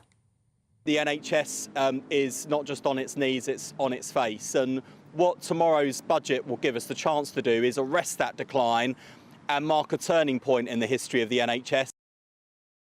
A turning point in the history of the NHS, and yet all the independent analysis is saying that, hang on, this isn't a substantial amount of money. It's a few billion, but it's hard to actually notice what precisely the real number is. We'll see that in the ONS, in the in the OBR Blue Book tomorrow, which will be published alongside the budget. We'll actually see the real numbers, because we just hear sort of tidbits of announcements left, right and centre. Yeah, can't put it all together. We've heard that £1.4 billion is going to go towards our crumbling schools to make sure they're viable for the future. OK, £2 billion or so for NHS. Whereas Rachel Reeves has said she wants to sort of borrow £50 billion extra for infrastructure and things. I don't believe they're going to be increasing the defence budget by very much.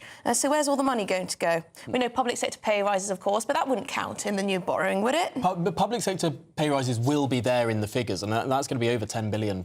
Yeah, huge amount for the public sector pay. Yeah, and the fascinating thing is we've heard all of these little sort of tidbits ahead of the budget, some of which we know are definitely going to happen, some of which have been announced by the Prime Minister in the most extraordinary, unprecedented way.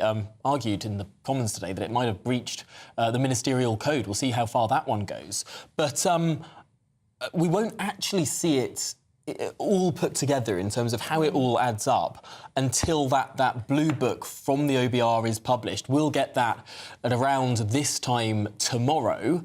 And it's that book, it's not the Chancellor's statement itself that will actually tell us all the grimy details. It's that accompanying document that takes a little bit of time to go through, that then we actually then we find out all the dirt. I guess the welfare bill is only going up. So there you go. Shall we speak to GB News political editor Christopher Hope, who's in Downing Street? Christopher, what are the government trying to get across today ahead of this spooky Halloween budget? That's right. Hi, Tom. Hi, Emily. Welcome back to 11 Downing Street, where behind me, the Chancellor, Rachel Reeves, is getting ready to produce her budget, the first one by a female Chancellor ever. We've had a readout now from the government on the political cabinet. That's a meeting where the cabinet meet, but they have a political conversation, not about the government issues. They've said very clearly this budget is about Labour versus decline under the Tories, they say. The PM, Sir Keir Starmer, opened the meeting saying that politics is about choices. In the budget tomorrow, he says they're choosing to fix the NHS, rebuild Britain and protect the pay slips of working people. And of course, that is very carefully worded because of course, they are expected to increase the employer's side of national insurance, but for this government, that won't appear on pay slips because national insurance will remain the same for the employees. That's why the language is so important. Choices, well, they're making those already, aren't they? By cutting the winter fuel allowance for 10 million pensioners and trying to get those on the lowest incomes who are pensioners to try and claim back some of their pension credit. So choices are being made by this government already, but they're saying we're going to try and highlight, they'll highlight the black hole in the public finance analysis tomorrow. I hope you can hear me. There's a helicopter overhead. I hope you can hear what I'm saying to you. The Chancellor, Rachel Reeves, then also updated the Cabinet, and she said the inheritance the Tories have left have meant there'll be tough choices on spending, welfare and tax, but there's no return, they're saying here, to austerity. So no return to the kind of the across-the-board cuts in spending we saw under George Osborne, and the budget tomorrow will deliver on that promise. Really interesting there, Christopher, for you to bring us the words of that final cabinet meeting before the crunch budget. Lots to digest there. Thank you very much for joining us there outside number 11 Downing Street. Yeah, I wonder what the mood's like. Behind that door. Anxious, a bit of trepidation, a bit worried. See how it goes down. Absolutely. This is Good Afternoon Britain on GB News. Plenty more coming up on today's programme. We're looking ahead to that extraordinary Trump press conference that's going to happen later in this programme. What on earth is he going to say? Speaking from his winter White House, that's what he calls it, of Mar-a-Lago. We'll speak to his former deputy assistant after this.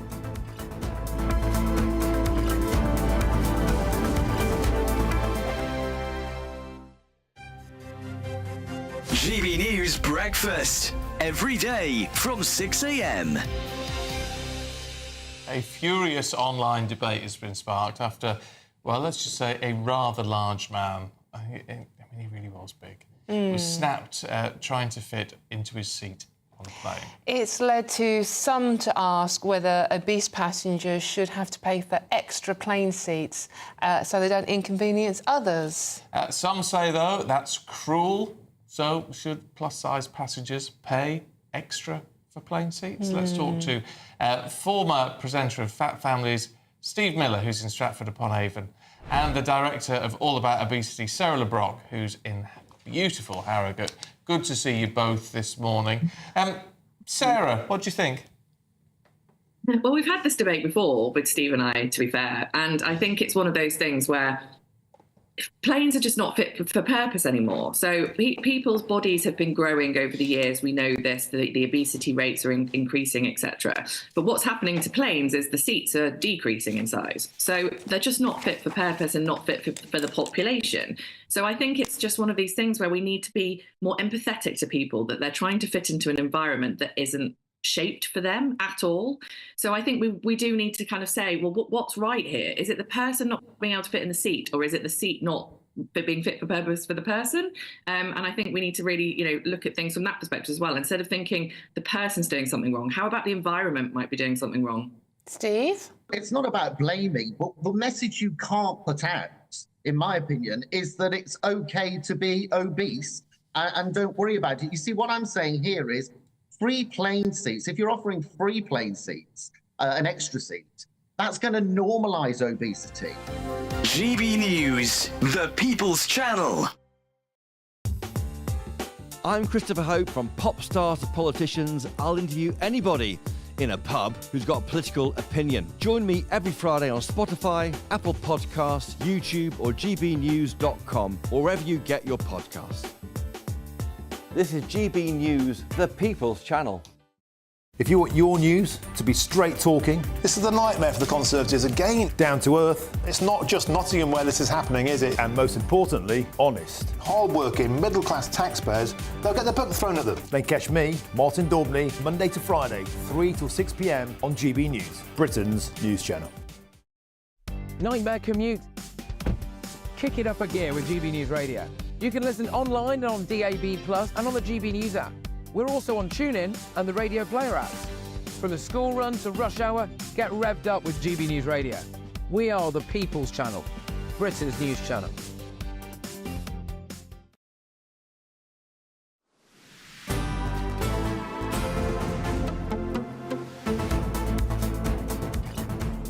Good afternoon, Britain. It's 23 minutes past 1, and the battle for the White House is in its final stages. Just 1 week, 7 days to go until America decides. Yes, and overnight, Kamala Harris and Donald Trump crisscrossed swing states to win over voters in Michigan and Georgia. The consequences of him ever being president again are brutally serious. You've accepted some of the worst criminals in the world into our country. You're going to say it, please say it, sir. I say I will. Kamala, you're fired. Get out of here. Goodness You're me. fired. There's a very good accent. Well, stay with us here, because in the next hour or so, Republican candidate Donald Trump will hold a press conference at his residence in Palm Beach, his winter White House, Mar-a-Lago. Well, to preview that and much more, delighted to be joined by former Deputy Assistant to Donald Trump, Dr. Sebastian Gorka. Seb, good to see you. Is this press conference from Donald Trump today an admission that he's slightly on the back foot after some of this controversy, particularly around Puerto Rico? No, not at all. It's just a reinforcement of the first sentence of what he said at that packed Manhattan Madison Square Garden. And it's a message that we've been encouraging him to use for the last, year and a half? It's what Ronald Reagan asked. Are you better off than you were 4 years ago? As someone who lives in America, it has been a disastrous 4 years under Harris, under Biden. You have a problem, right, with the boat people coming across the channel? Could you imagine if 20 million illegals had invaded the UK? That's what we've had to put up with. The record inflation, the record crime, and then wars around the world. Why? Because we had no American leadership. No, the announcement today will be about the last 7 days in America making the right choice next Tuesday. So, Sebastian, you're not too worried about the heat over this joke that was deemed racist about Puerto Rico. Nothing to see there. No one's going to be offended. Well, if they are, then why weren't they offended by the comedian who was the warm-up act for Kamala a few days ago, who called every Mexican a thief? So, as my good radio colleague Chris Plant says, if it weren't for double standards, the left wouldn't have any standards at all. And it's a comedian. Let's talk about the fact that 12-year-old girls are being raped and murdered by illegals being let into the country. That's not a joke. That's a fact. And that's what we should be voting about, not comedians. No, but this is, of course, a very, very tight race. We know that it could be going either way. We've seen polls that are more favourable to Donald Trump in the last few weeks, but before then more favourable to Kamala Harris. I mean, this is margin of error stuff in many, many swing states. If you were a betting man, how close to the wire could this go? Might we find out the results of this election next Tuesday, or might it be days afterwards due to recounts and litigation? Could it be a sort of 2000 election all over again? Well, we know that the left has a habit of doing that. To this day, Hillary Clinton says the election was stolen from her by the Russians in 2016. But to talk about betting, the bookies have given the president the win, and they've been doing that for the last several weeks now. Your question is the real question. Will we have the courage demonstrated by the people who have the platforms on Tuesday night to say, look, we've got 95% of the votes in the swing states, in the battleground states. Even if every outlying vote goes to Kamala, there's no empirical mathematical way for her to win. So this is absurd. I live in a Commonwealth that has a putative conservatism as the governor. I live in Virginia. The idea that in Virginia we have 45 days of voting is an abortion. It's an atrocity. It's an outrage. We should have election day. If the French can do it, if the Brits can do election day, that's how it should be done. But whether or not we know by Wednesday night or Wednesday morning or Tuesday night, look, right now things are looking very, very good. President Trump has a lock on the key battleground states. If every patriot who wants to save America gets out and votes early, then it will be a win for the president. If it comes down, if it's very close to the wire, the result is extremely close. Are you worried at all that, you know, Democrats and Republicans alike may not accept the result? Well, you know, I do a lot of interviews with foreign press like yourselves, and it's weird when a head of a news agency from an unnamed Scandinavian country says, "What's going to happen if your former boss loses? Are you worried about another January the 6th?" And my response is, what, a couple of hours of rioting? What about the months of the so-called summer of love with BLM, with Antifa, $3 billion worth of damage to America, 40 people killed, mostly of minority background? No, I am worried if President Trump wins because the left has normalized violence. My former boss was shot in the head by a bullet traveling at 3,000 feet per second. Last week, Kamala Harris calls him a fascist and a threat to democracy. These people are out of control, and that is why they have to be trounced next week for the sake of saving the republic. Hang on, Seb, aren't you both as bad as each other? She's calling your guy a fascist, he's calling her a communist. I mean, this is all ridiculous rhetoric in the days leading up to an election. You don't really believe this stuff. Hey, Tom, do you know who her father was? Do you have any idea who Kamala Harris's father was? He was a professor. Yeah? Did you see the announcement from Stanford when he was hired? Do you know what the headline was? And it wasn't pejorative. All of your viewers can look it up right now. The headline was, Stanford hires Marxist professor. Yeah. But David Miliband is the former foreign secretary of this country. David Miliband's father, Ralph Miliband, was a Marxist. David Miliband, no one would describe as a Marxist. He's more Blairite than Tony Blair. You don't have to attribute the views of someone's father to that individual. You think Blair was a conservative? No, I just don't think he was a Marxist. He was a liberal.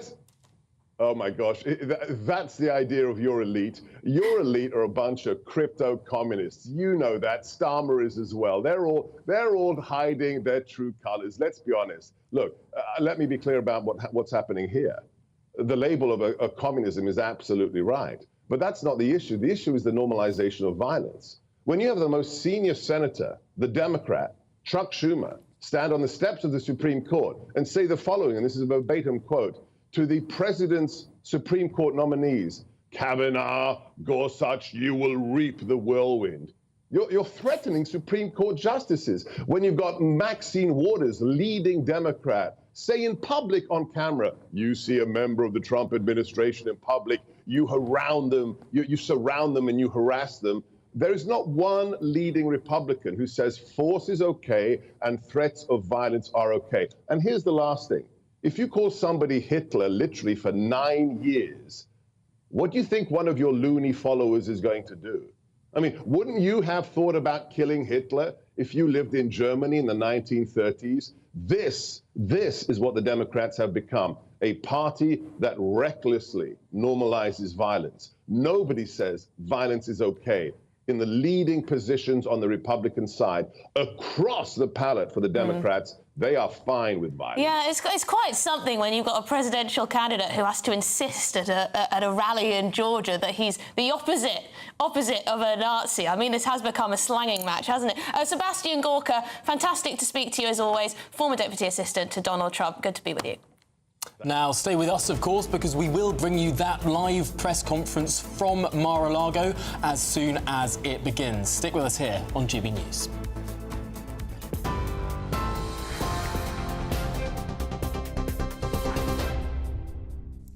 Very good afternoon from the newsroom. It is just coming up to 33 minutes past 1. The Chancellor says the NHS is the lifeblood of Britain, promising to reverse a decade of what she has described as neglect and underinvestment, but warns that a single budget can't undo 14 years of damage. It comes as Rachel Reeves is set to unveil that budget tomorrow, injecting billions into the NHS, funding 2 million more appointments, with £1.5 billion also aimed at new surgical hubs and scanners, plus £70 million for radiotherapy. However, speaking to us this morning, the Health Secretary Wes Streeting admitted that significant improvements will take time. What tomorrow's budget will give us the chance to do is arrest that decline and mark a turning point in the history of the NHS and in the decline we've seen over the last 14 years. Today what we're talking about is the delivery of our manifesto commitments to cut waiting lists. So the 40,000 more appointments every week we said as our first step, and we are already ramping up to those 40,000 more appointments. Well, ahead of the budget tomorrow, Sir Keir Starmer has been told this afternoon that it's not too late to change his mind on winter fuel payment cuts. That's as Conservative MPs handed in a petition signed by 250,000 people. At this time of year, more than 11 million pensioners would normally be receiving a letter from the Department of Work and Pensions confirming when their winter fuel payment would be made. Instead, the letters arriving this year are informing approximately 10 million pensioners they won't be getting their usual payment. Shadow Work and Pensions Secretary Mel Stride had this message for the Labour government. Scrap this means testing of the winter fuel payment, because it means 10 million pensioners losing out, and 2/3 of those pensioners below the poverty level will lose this benefit, and we don't believe that's right. Scotland's former First Minister Alex Salmond has been remembered as a giant of a man at his funeral in Aberdeenshire today. Kenny McCaskill, his friend and former Justice Secretary, praised Salmond's legacy, saying he took Scotland so close to his dream of independence, and called him an inspiration, a political genius and an orator without parallel. A public memorial is planned for a later date, and tributes paid to Mr Salmond, who died at the age of 69 while in North Macedonia, will also be paid in the Scottish Parliament later this week. And the UK's gender pay gap has narrowed slightly down to 7%. That's up to April 2024, according to new figures today. It's a decline from 7.5% last year and a 25% drop over the last decade. Men's full-time median earnings, excluding overtime, stand at £19.24 per an hour, compared to £17.88 for women. Experts say the slow pace of change, though, shows more work is needed. Those are the latest headlines for now. Tom and Emily back up next, but first, a quick look at the markets. For the very latest GB News direct to your smartphone, sign up to News Alerts by scanning the QR code or go to gbnews.com/alerts. Cheers Britannia Wine Club proudly sponsors the GB News Financial Report. The pound will buy you $1.2975 and €1.2040. The price of gold this hour is £2,260 and 1 pence per ounce, and the FTSE 100 is standing at 8,260 points. Cheers Britannia Wine Club proudly sponsors the GB News Financial Report. Hello, good morning and welcome to your GB News weather update from the Met Office. Quite a cloudy day on offer, though it is going to be brighter than it was yesterday. Largely dry, though there are going to be some spots of light rain and drizzle around, particularly across the southeast, for example, where we do just have this trailing front slowly sinking its way into the English Channel. But elsewhere, we've generally got largely dry, fine and settled conditions. Once again, some light rain and drizzle just pushing into the far northwest of Scotland. That cloud and rain generally sinking away across parts of Sussex and Kent. And overall, a largely dry and bright day, a mix of cloud and some brighter spells. That cloud could be thick enough to produce some spots of rain and drizzle. This is going to be mainly around hilly areas. But in those brighter spells, especially across the south and southeast with highs of 17 to 18, it's probably going to feel rather pleasant for the time of year. As we head into the evening, that band of cloud and rain is slowly going to sink its way southwards across Scotland, generally turning clearer to the far north of this, though we can't rule out a risk of a shower or two. Cloudier across Northern Ireland and Northern England, and generally across the rest of England and Wales, a mix of cloud and some clearer spells. Once again, that cloud thick enough to produce some light areas of rain and drizzle at times, once again mainly around hilly areas. But for most overnight, it should be largely dry, that cloud and those clear spells. Where we do see those clearer skies forming, there'll be some pockets of mist and fog around. That may just be a little bit slow to clear at times during the morning. Generally feeling a little bit cooler under those clearer skies, but for many, generally mild night on offer, particularly under those cloudier skies towards the south. As we head into Wednesday, we do have high pressure building, so that means a largely dry and settled day. Once again, we do have some cloudy skies around, but also some brighter spells where it should feel pleasant for the time of year. Generally light winds too. Just some more outbreaks of rain just clipping into Shetland and Orkney towards the afternoon. But once again, in those brighter spells, feeling mild for this time in October. The latest GB News travel. I'm John Vincent. We're seeing slow traffic in the roadworks on the M74 in South Lanarkshire at junction 10, Lesmahago. We've got queuing traffic near Manchester for the M60 anti-clockwise and the M61 southbound at the Swinton interchange. The usual slow traffic in the West Midlands for the M5 northbound to join the M6 at junction 8. We're seeing slow traffic on the M4 eastbound in Bridgend, South Wales. There's a lane closed for barrier repairs, travelling between junction 35 Pencoed and 34 for Miskin. We're seeing slow traffic on the M25 anti-clockwise in Buckinghamshire between junction 17 Maple Cross and 15 for the M4. It's also slow on the clockwise stretch towards the M4. And we're also seeing slow traffic further down the M25 approaching the roadworks just before junction 10, the Wisley interchange. You can stay up to date throughout the day by visiting our website gbnews.com.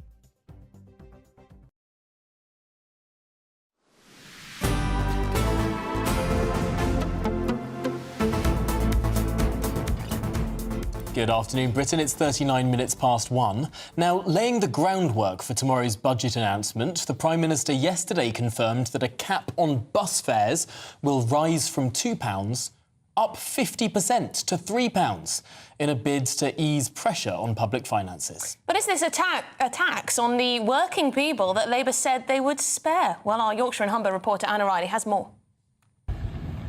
The Coastliner 840 is the most scenic bus route in Britain. Taking in views of the North Yorkshire moors, passengers can travel 140 miles from Leeds to Whitby and back for just £4 under the bus fare price cap. It serves rural villages like Goathland, famed for Heartbeat and Harry Potter.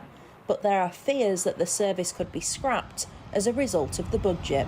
£2 fare cap really has been a lifeline for many services that are teetering on the edge of survival here in North Yorkshire and really across the country. It's been extremely popular. We've seen an uplift in passenger numbers. We're in a very rural part of North Yorkshire here in the moors. This is just one of the communities that could be left cut off if we do see this breakdown of the network in North Yorkshire. The new £3 price cap is now set to remain until the end of 2025. But without the cap, Councillor Duncan warns of a cease in services. The fear really is that we see these skyrocketing fares, passenger numbers plummeting, and our bus services here in North Yorkshire once again being thrust into jeopardy. We could see up to 80 routes at risk. That's a third of our network, and I really do fear that we could be facing catastrophic consequences for North Yorkshire's bus network. For passengers boarding the bus in Malton, removing the price cap would not be welcome. We probably wouldn't bother because it doesn't become financially viable, does it? Because you can do it cheaper in the car. The whole point is it's cheaper on the bus, you know, which is better, surely. Just wouldn't use the bus. Just wouldn't use it. Yeah, just stick to the car. When people are struggling financially in any case, then it's yet another thing, isn't it? And unless you're going to work, it's just something that you do from choice. So, yeah, there's a big chance that people wouldn't because they couldn't. They'd feed the kids instead. The budget will now include a commitment to keep a cap on bus prices at an increase of 50%. But there are still fears over the future of the cap after next year. Anna Riley, GB News. OK. I have to say, when Anna Riley said there that this was the most beautiful bus route in the UK, I was slightly sceptical. And then we saw on our screen what is undeniably the most beautiful bus route in the UK. So hats off to you there, Anna. Yeah, absolutely stunning. It was quite remarkable that Keir Starmer just announced this, sort of out of nowhere. Yeah. Oh, just a 50% rise in your bus fare. That won't impact any of these so-called working people that he's been talking about how he's going to protect. Anyway, we've got some views in from you on what we've been talking about. Dawn says there was an urgent question about Labour breaking ministerial codes by telling people what's in the budget. Labour just ranted on about the Tories and thought it was all a huge joke. Yeah, it did seem a little bit like that, didn't it? They think they'll just get away with it. And this does matter. I mean, breaching the ministerial code is a resigning offence. I mean, in the past, where ministers have been found to breach the ministerial code, they have to leave their jobs. It was a weighty accusation from Laura Trott, the shadow chief financial secretary to the Treasury, who suggested that the Chancellor may have breached the ministerial code. The response that we got from Nick Thomas-Symonds was that they're going to change the ministerial code. I mean, that's pretty brazen. I mean, I can't get too excited about, you know, these little breaches of the ministerial code, but I don't like the hypocrisy because, of course, Labour made a song and dance out of any potential little breach or anything that might have been done not in quite the correct traditional fashion. So to stand up and say, oh, well, the Tories did it too, I mean, that doesn't really cut it, does it? No, they called for the heads of ministers when the Tories had technical breaches of the ministerial code. Technical, that's the word I was looking for. But now it seems that all the Tories had to do was change the ministerial code, as the Labour Party is now doing, and they would have been fine. Oh, yeah, There'd be no scandal over Priti Patel. There'd be no scandal over any of these cabinet ministers who lost their jobs. If I don't like the rules, I just rip them up and change them to suit me. Anyway, Brian's got in touch. He says Labour, the party of the working class, supposedly, a lot of them top to bottom are so distant from what is supposedly their roots.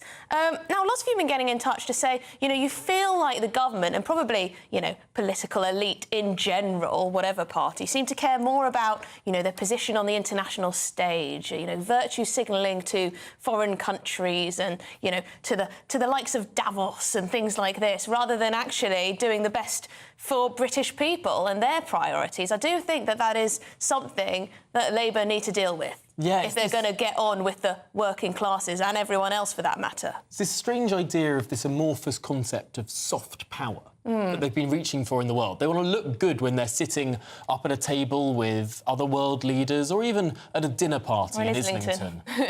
They want to be able to say, look, we gave away those islands, that horrible colonial past. We've given up a tenth of our exclusive economic zone. We've made sure that the sun finally sets on the British Empire. Look how good we are. Look how wonderful and they we think are. that wins them something in the councils of the world. But actually all it does is make this country look weak. Well, they it can makes shine other their countries halos. ask for reparations. It makes the Argentine president say that they're going to take the Falklands back. I mean, that's not winning back soft power. That's giving away power. Yeah, giving away influence. Obviously, foreign affairs is very important, but if your local MP, all of the questions, statements, speeches they make in the House of Commons are about foreign affairs, conflicts abroad, Palestine, whatever it is, you're going to be scratching your head when you're sitting in your room without your winter fuel payment, with your bus fare just going up by 50%. You're going to think, does my Labour MP or my Conservative MP, whatever MP, actually care about me, or does he care more about his career on the international stage? Yeah, I think that's an issue. Really, really important question there. But speaking of the international stage, we're going to be hopping across the Atlantic in just a few minutes' time. This does really affect the United Kingdom as well. It affects the whole world who becomes the next president of the United States. We've got the first press conference from Donald Trump in quite some time, live from Mar-a-Lago. We'll be there live after this.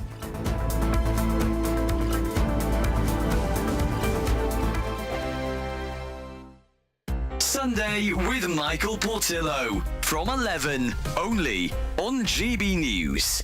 Osama bin Laden issued a fatwa entitled World Front for Combat Against Jews and Crusaders, and President George W. Bush talked of a crusade on terrorism.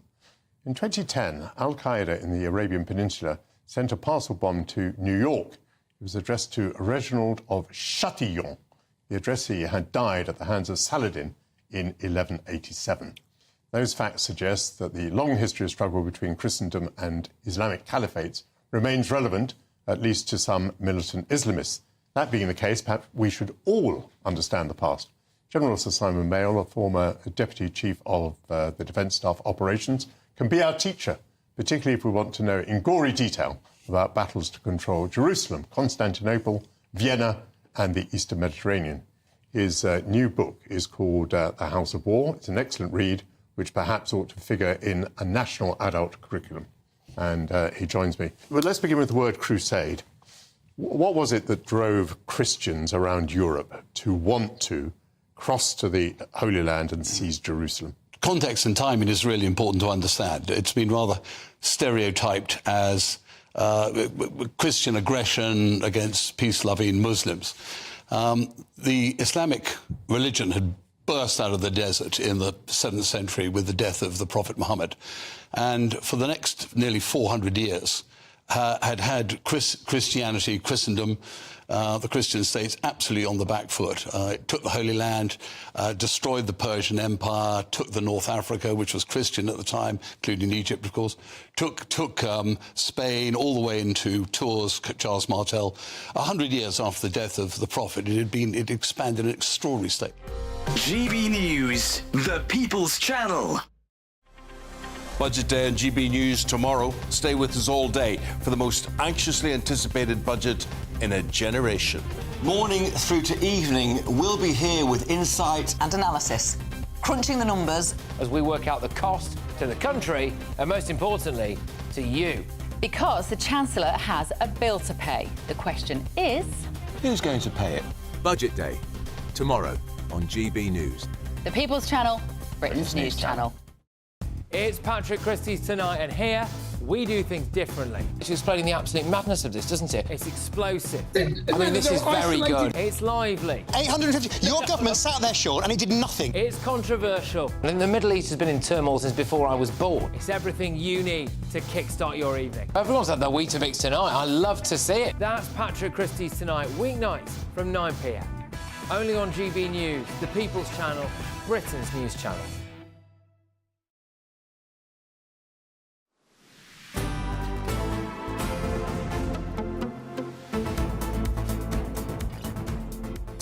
Good afternoon, Britain. It's coming up to 10 to 2, and we're going to take you live to Mar-a-Lago, the place that Donald Trump calls his winter White House, where imminently there will be a press conference from the former president. Yes, there we go. The campaign sign, Trump will fix it, exclamation mark.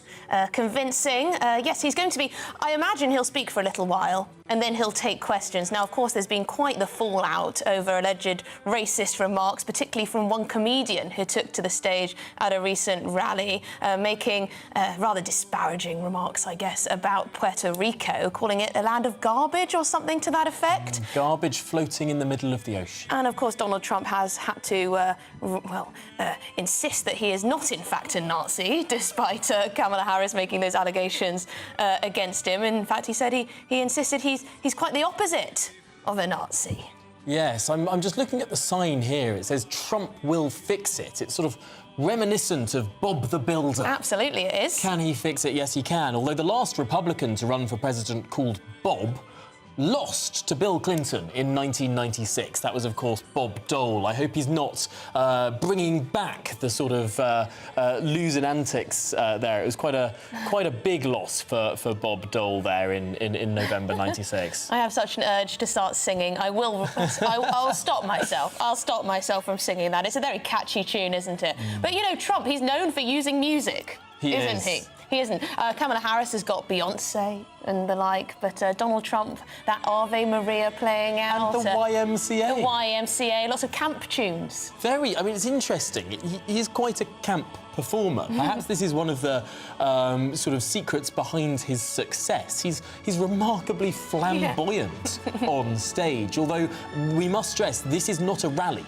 We've seen him at lots of rallies. He's been doing multiple rallies a day. We saw him at rallies yesterday in Georgia. We saw him at a rally in New York on Sunday. But today, this is not a rally. This is a press conference, a very different sort of atmosphere there, because it's not going to be baying crowds, tens of thousands of people whooping and cheering. This might be more of a serious message. Yeah, it may well be. And I wonder if he will seek to... what he'll be asked. He'll be asked, of course, about comments that were made on his various rallies. I'm sure perhaps he'll address all these ballot boxes that seem to be going up in flames around the country, which is quite incredible. I mean, there'll be a lot to say. Also, of course, Trump has an interesting relationship, doesn't he, with the mainstream media. He hasn't exactly been in favour of many a broadcaster or indeed newspaper. So it'll be interesting to see who's in the room. Absolutely. But of course, this all follows,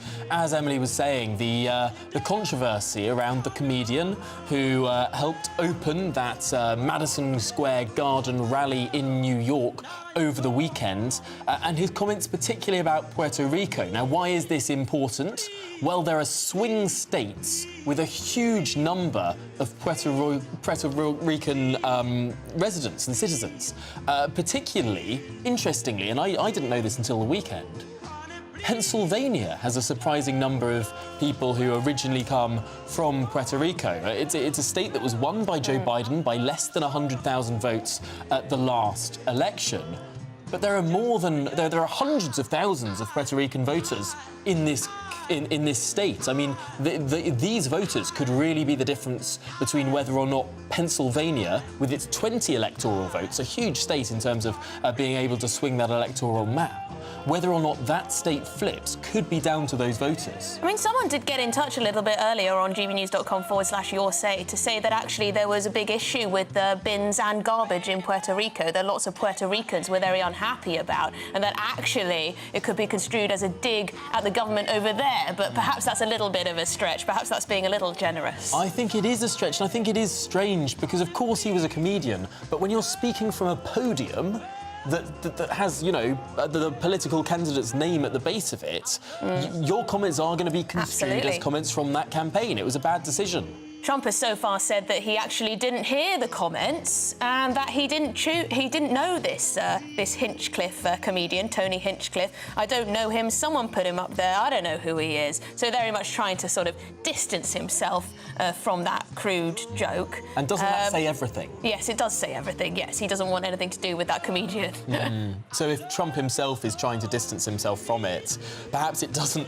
Probably a rather offensive remark. Yes. It doesn't help if Trump's surrogates then are saying, oh, it was fine, if Trump himself is saying it wasn't. But of course, this is not the only thing that will be on the mind of the former president, Donald Trump. It is precisely a week until that final polling day of the 5th of November. Will he be trying to move the conversation on? Might he have some new information to bring to light about his political opponent? All of these will be questions. There's a reason he's doing this press conference, and it will be trying to draw the attention of the country to what he is going to say. He'll want to move the conversation on. How he will do that? Well, that is an open question. Yeah, I mean, I wonder what you at home make of this sort of quite extreme language, really, from both sides. You've got offensive jokes, you've got, you know, accusations, you've got Kamala Harris calling him a Nazi, calling Donald Trump a Nazi and all of this, a fascist. Do you think this is just normal now in the United States?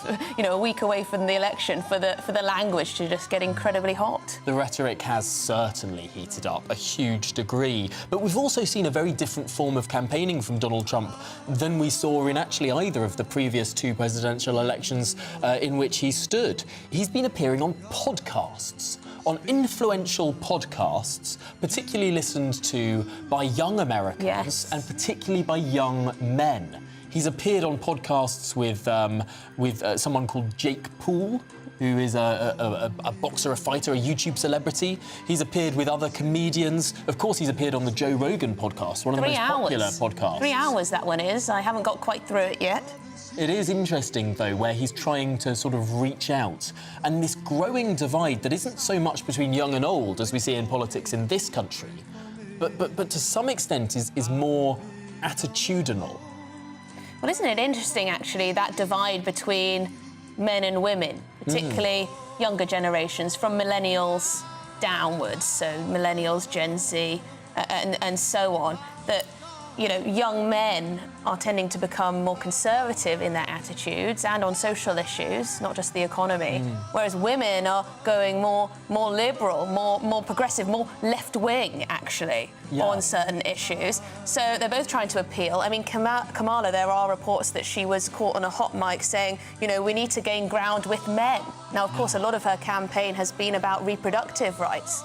That Roe v. Wade ruling there. So she wants to make it about women. She wants to get all the women on side, but does she have enough men on side? Well, this is a clear problem for the Harris campaign. They've put out recent policy in the last week or two specifically targeting black men in America who early indications point to are not turning out in the numbers that women voters are. And this is a problem for Kamala Harris because she needs high turnout from African-American voters. And if African-American men are not having as high a turnout as last time round, well, that could be very, very damaging to her. If you look at white voters alone, Donald Trump is far ahead.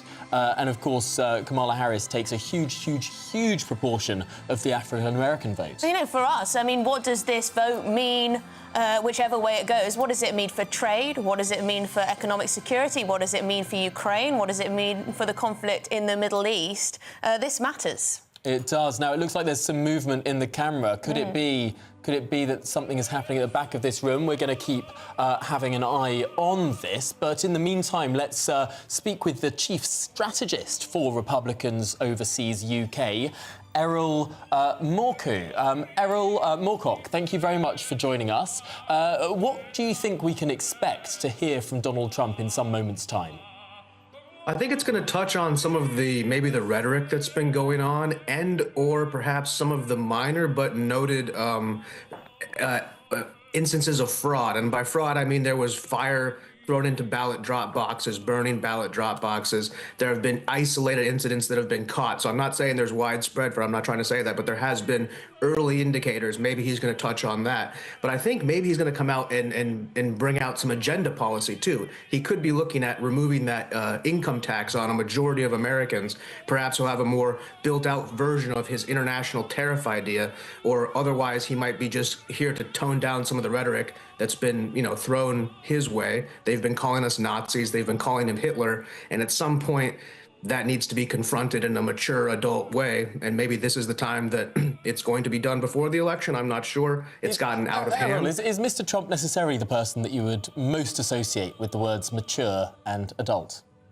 Actually, I would. He's somebody who's gone through his whole life in the arena. A lot of people who are mature and adult and appear in leadership positions oftentimes are cowards, people who don't actually get into the mix. So Donald Trump is somebody who's not afraid to play the actual game of life. And in doing so, people start to brand you as immature, as though you should sit back. And one of the great criticisms of Trump is, if he just gave his money to a money manager and did nothing for 70 years, he'd be richer. And you know what that would be? That would be a lifetime of nothing. So Donald Trump is somebody who gets into it, and we respect him. We look at him as an authoritative leadership figure. He will be the president of the United States.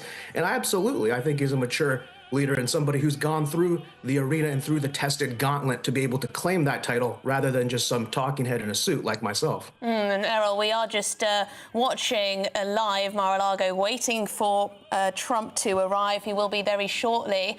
But Donald Trump, he's based quite a lot of his election campaign on illegal migration.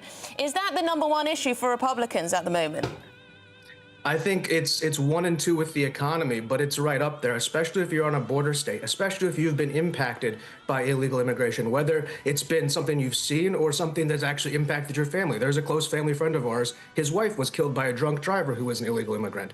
Now, did that person try to kill his wife? No, but that person wasn't supposed to be here. So you better believe that gentleman's #1 issue is going to be the border. And, he's not somebody who normally would have that, but there's been, 10, 20 million people coming in, creating all sorts of interactions that have overwhelmed social services as well. And so those are the kind of things that I think probably the voters are going to look to as well. But there's an exact line. The illegal immigration, the open border, and the economic decline are one and the same. You can't have one without the other. You can't have open borders and a functioning social network. You can't have a functioning social network and open borders. So all of those together really are what are putting the kibosh on the American dream for people on the bottom. Now, people on the top, they're having no problem. 9 out of 10 Americans don't own stocks. The 10% of people who own stocks and in assets that can go up with inflation, they're fine. But the 90% of Americans, those are the ones who are going to look at the border and economy as 1-to-1 issues. They may well indeed, but they will also look at the economy, about the price of goods, many of which are imported. And you referenced it earlier, Errol, that Donald Trump might need to flesh out more his tariff plan. At the moment, it seems as if he wants to apply 10% tariffs on all imports from every country, friend or foe. That would mean a British exporter selling to America would have higher tariffs imposed on them under Trump than currently is the case. I mean, doesn't this put the kibosh on the idea of a UK-US trade deal? At first glance, I concur with your analysis. However, one thing with Trump is you got to understand he's a deal maker. This is where he's starting from. And one thing that everybody can be confident with Donald Trump is he hates unilateral agreements. He hates it more than anything. He's killed every single one he's ever come into contact with, and all he wants to do is bilateral agreements. So the idea that a 10% blanket tax goes as the first port of negotiation, then we have to take it aside. Which countries share our values? Which countries do we want to work with? Which countries are good allies to us? And the UK and the US are one-in-one, special friendship, probably the greatest alliance on earth. So the idea that they would be subject to the same rules we might put on China, I don't think would happen. But he might start there, especially with the Labour government in charge. It's a good negotiating tactic. Yeah, how's Donald Trump doing with women? Of course, there's not only one type of voter that is a woman. We all vote differently, I'm sure. But Kamala Harris has fiercely gone after the female vote, hasn't she? How's Donald Trump doing there? So one thing that's really exciting for us, and that I urge your viewers to fact check, is to go and look at the propensity of married women who vote for Donald Trump. And when it comes to married women, we are not losing at all. When it comes to single women, yes, we are getting clobbered 70-30, and there's not a lot we can do there. There's a long cultural explanation for that. Donald Trump, however, definitely has half of the married women vote.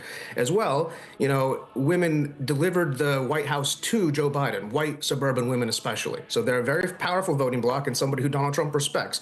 And I think Donald Trump making a push and saying, hey, I'm not going to put a blanket abortion ban. That's not who I am. He's actually quite a progressive person. He was a registered Democrat until 2008. On the issue of abortion especially, he bucks with the conservative right wing, the Christian wing of the party.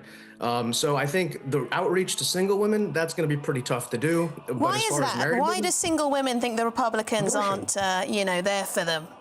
What is abortion? Everything's come down to abortion. They've sort of created a situation where now, like for example, I'm a Republican spokesperson. Nobody that I know in the Republican Party is anti-abortion in the sense that it's portrayed on TV. That's under, let's say, the age of 50. So there's a lot of people in the Republican Party who don't feel the same way about abortion, and the Democrat Party has been able to kind of put us all into one basket and say, yeah, Errol, everybody's haven't they been able to do that because there were people close to Donald Trump from a think tank called the Heritage Foundation that wrote up a document called Project 2025 that does include suggestions that are incredibly restrictionist around abortion, that does float the idea of a national abortion ban? They did, and while the Heritage Foundation has done some good work, that work wasn't good work, and that wasn't work that Donald Trump endorsed. The Heritage Foundation is a think tank that does a lot of analyses, and this one, analysis, whatever it is, and this one was not in our favor, nor was it a good idea. It was very restrictive, it was draconian, and it's something that I don't think the majority of Trump voters want. The Mike Pence wing of the Trump party might want that, but those guys are long gone. We love having, you know, the Christians and the Muslims and the Jewish people who are of faith in our party, but their faith belief don't dictate the way the state goes. And I think Donald Trump's kept that separation very, very stern. On that point, Errol, you do mention Muslim voters there. It was extraordinary to see in the last couple of days in Michigan, Muslim leaders coming out and endorsing Donald Trump after he met with them. Kamala Harris did not meet with these Muslim leaders. They endorsed Donald Trump. I mean, has everyone got such short a memory as to forget that in 2015-16, one of the most controversial proposals that catapulted Donald Trump to the front page back when he was just a candidate in the nomination process, his national ban on Muslim immigration? Well, I'm glad you brought that up because there's two sides of it. Number one, I'm an immigrant to the United States of America from a Muslim country, from Turkey. And when he didn't say a Muslim ban, that was a ban on 7 countries that Obama had already banned. Now, he did say, I want to stop all Muslims coming here. But when he said that in a moment of emotion. And everybody who's come from a Muslim country, who's fled or had to leave a situation, who didn't want to live under that, they understood what he was talking about. Now, did he do well in the Muslim vote the first time around, the second time around? Not really.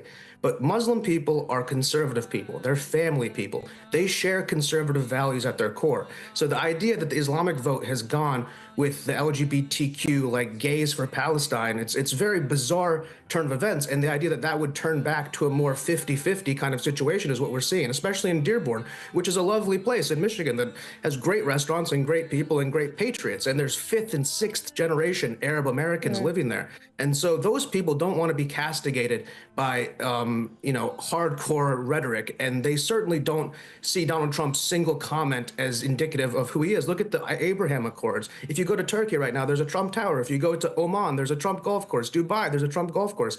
He does business with Arabs. What he doesn't like is terrorism. And what he doesn't like is unknown people coming across the border. So I think Muslim voters are smart enough not to take just one word, just as, Puerto Rican voters are smart enough not to listen to some random comedian's one-off joke, turn them off. I think the voters are sophisticated enough. This is the 3rd cycle, and they want the same results they saw from the first Trump presidency. Yeah, and I guess people are complicated. They vote for all sorts of different reasons, and there will be no perfect candidate for every single person in the United States, I'm sure.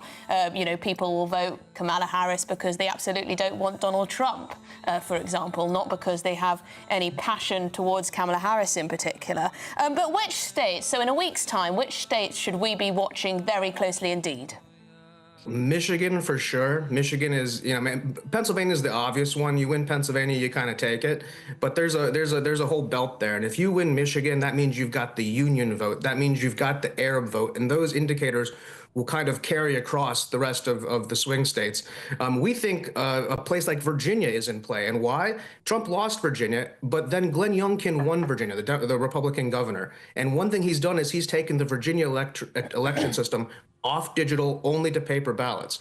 So now Virginia numbers are coming in. Virginia is in play. New Hampshire is in play. Please keep an eye on New Hampshire. We are tied exactly in New Hampshire.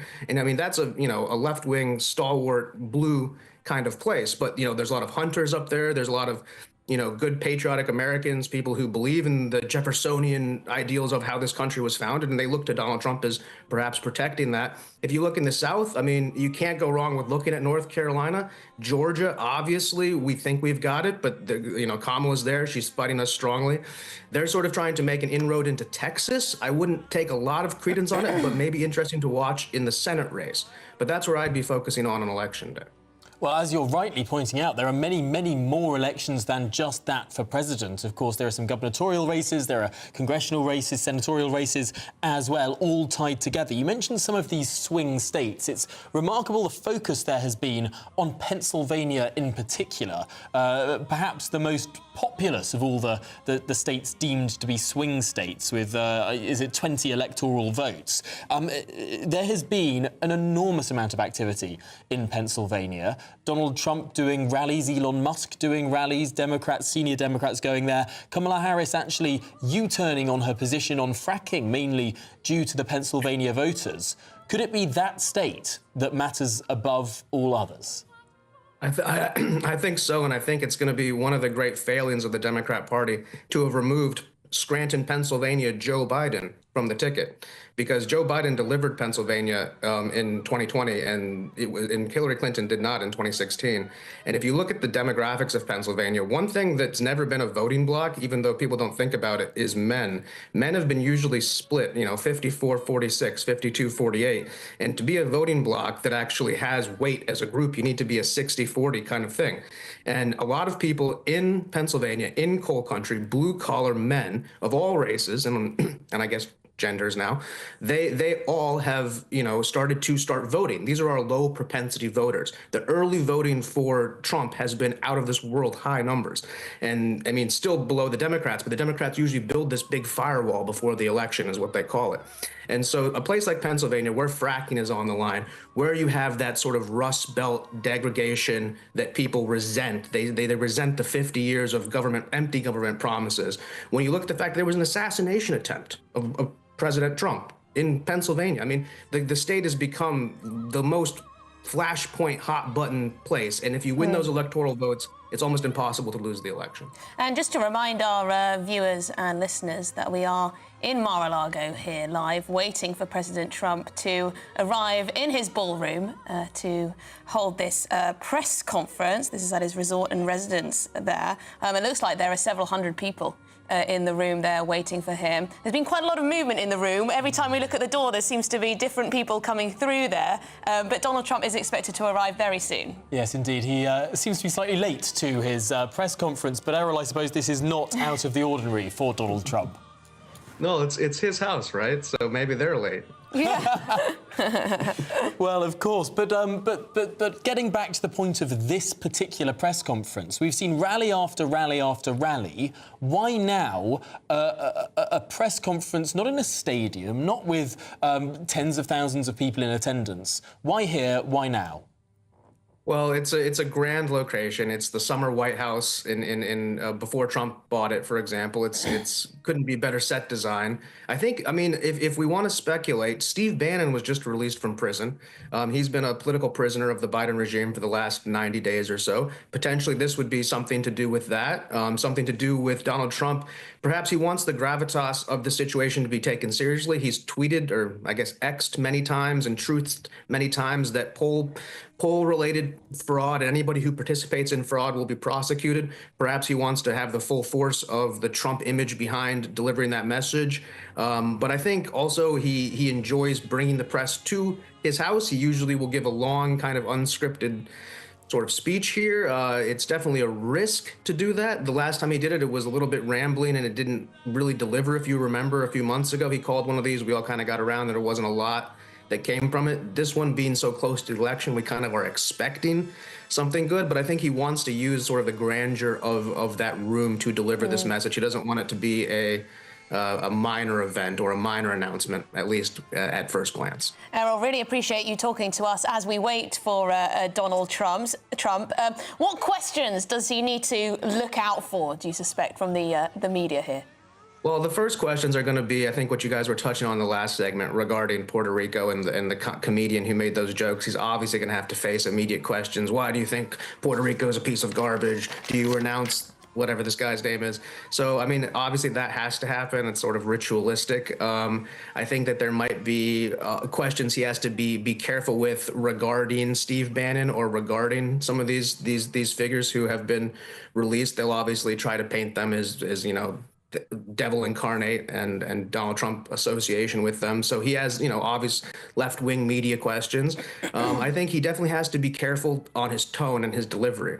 He's done mixed on that. He's like in the debate with Kamala, he was a little bit, grabbing the podium. You could tell that he was a little bit tense up there. And he's been much more calm and cool and relaxed through some other interviews and other situations. Obviously, a debate compared to an interview, it's a little bit more stressful. I can understand that. So he has to keep that cool, collected demeanor. We're only a week out. He looks presidential. He's carrying himself presidential. And so I think it's a good question because what can he do to slip up here? What can he run into? And that's going to be probably, they'll probably ask him why he had a Nazi rally in Madison Square Garden. Did it evoke memories of 1939? Because we were all there. We remember that. But there's going to be those kind of like hit button questions. But otherwise, I don't think there's going to be much substance questions. I mean, I don't think anybody's going to ask him to break out his economic plan if he isn't already doing it up there. He might be asked about the rhetoric, though. He might be asked if he thinks that, this rhetoric is damaging. And you saw him last night actually try to calm down some of his supporters who are chanting "lock her up" at Kamala because, he doesn't want that increased rhetoric from his side. So he might be able to take a leadership role in answering that question, which might be aimed as a hit question. But this is all postulation, right? I mean, it might end up being that he takes no questions. We're all in the dark right now. Yes, although he usually can't stop himself, can he? But let's talk about these debates, of course, because this is a man who has refused to enter into more debates with Kamala Harris than that one in which he was widely assumed to have lost, really, been rattled by the jibes that Kamala Harris made about his crowd sizes and getting him into a very defensive and reflexive position, which, as you say, he does less in the sort of more relaxed relaxed media interviews, these podcasts that he's been going on, where he talks at length in quite a chummy way with various celebrities. But do you think it's damaging the fabric of American electoral politics that this sort of grand tradition that began with Nixon and JFK of doing 2 or 3 debates ahead of a general election for the candidates, that's been broken this year? Well, there's 2 answers to that. At first, I think I would be remiss to not point out that Donald Trump wanted to do 4 debates, and he agreed off the bat to do 4 debates. However, some of those debates were going to be on Fox News, and some of those debates were going to have live audiences, and Kamala Harris was not going to have a live audience. She was only, keep in mind, one of the 2 interviewers in the debate was her sorority sister. I mean, that's crazy. If I said my fraternity brother is going to be interviewing us for the presidential election, that definitely breaks from tradition. I don't think John F. Kennedy did that. So Donald Trump was willing to have more debates. He just wasn't willing to do them all on her terms. Kamala Harris refused to do any debates on Donald Trump's terms, ergo now we're here. But we see it a little bit differently. Now, speaking to the second question, yes, it's a breakdown, but the breakdown, I think, if you look at it objectively, is technological. Back then, that was kind of the only, we went from radio to television. You went from fireside chat FDR to actually be able to see the 2 candidates for the first time. And now any, middle of the country citizen, regular fellow, to come home and watch the 2 candidates and actually judge them for themselves. And that was a special thing. But that started to become much, much less special into the 21st century when candidates can directly, I can pull my phone out and boom, I've got Donald Trump telling me what he believes in, and at the bottom asking me for $10.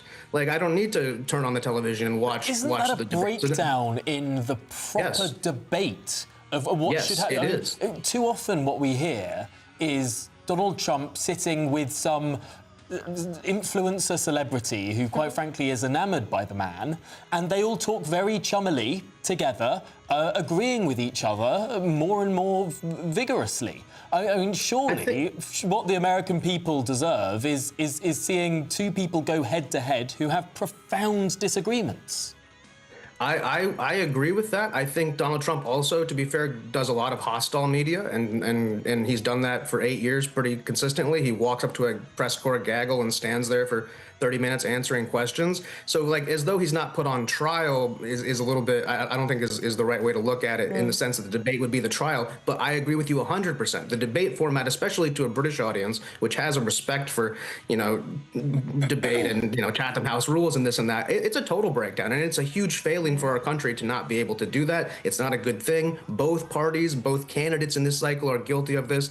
However, I really think that if Kamala Harris wanted to do the debates, Trump agreed to 4, and she said no, only on my terms, and Trump said I'll do 1 on your terms. So I think the breakdown, it's tough to point to Trump when he agreed to 4 in the beginning. Yeah, I didn't like the whole muting of the mics thing. I quite like it when there's a proper debate between candidates. But Errol, how important is Elon Musk's backing? Oh, critical. I mean, again, so many people think that Elon Musk doesn't have a lot of love and support in America. So many people I know, look up to the guy. As an immigrant, I look at him as an example of what a great immigrant is and somebody who I would be inspired to work for or to be like. And I think a lot of young people, men and women, and a lot of older people also who remember the greatness of, I don't mean to say make America great again, but I think of my parents' generation watching, rocket ships go up in 1969, Sputnik when they were little kids. For them to see somebody all of a sudden have that same vision, John F. Kennedy, we're going to go to the moon, Elon Musk, we're going to go to Mars. Bringing him in and actually having him in the campaign is fantastic. And I think it's fantastic because people, would love to see him in that DOGE capacity, the Department of Government Efficiency. And he's going to come in, ideally, and start cutting the wasteful programs and the expenditures that are taking money away from real programs. Look, and, Errol, undoubtedly, Elon Musk is a hugely successful businessman. He's someone who has advanced spaceflight in a way that we haven't seen before.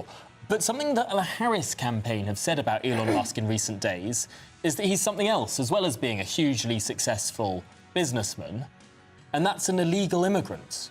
That he came to the United States on a student visa only to get a job, to start a business, on the wrong kind of visa. Isn't this huge hypocrisy from a campaign that is talking about securing the border and about safe legal migration?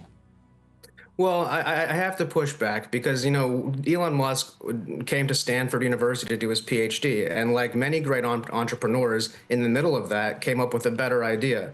And he definitely followed, it was reported, oh, this and this and this. But he did this all legally. He changed his status. He became a different type of green card holder. My father actually did the same thing when he came to America. He became a researcher in Palo Alto, and he wasn't a citizen yet. And when he decided to leave the university and work there, they helped him become a citizen. This is a very common thing in high-tech fields for people who are high intelligence, high worth individuals to the country. And Elon Musk definitely didn't break the law because he has all the legal paperwork and he's been naturalized as a U.S. citizen. Now, there might have been a wink, wink, nudge, nudge for the day that you're a student and you say, I'm no longer a student, I'm going to start working on my own project. Have you committed fraud there in your brain? I mean, it'd be a tough argument because every single great innovator from outside the country did it almost exactly this way. You come in onto one visa, you then apply for the change of visa, and you go forward. But it's a good Democrat. It's the point, Errol, that there is a pretty restrictive form of visa, particularly for talented individuals, and both parties. Elon Musk has talked about this before himself, how hard it is. There's this sort of lottery for talented people if they want visas to come and work, particularly in high-paying tech industry jobs in the United States.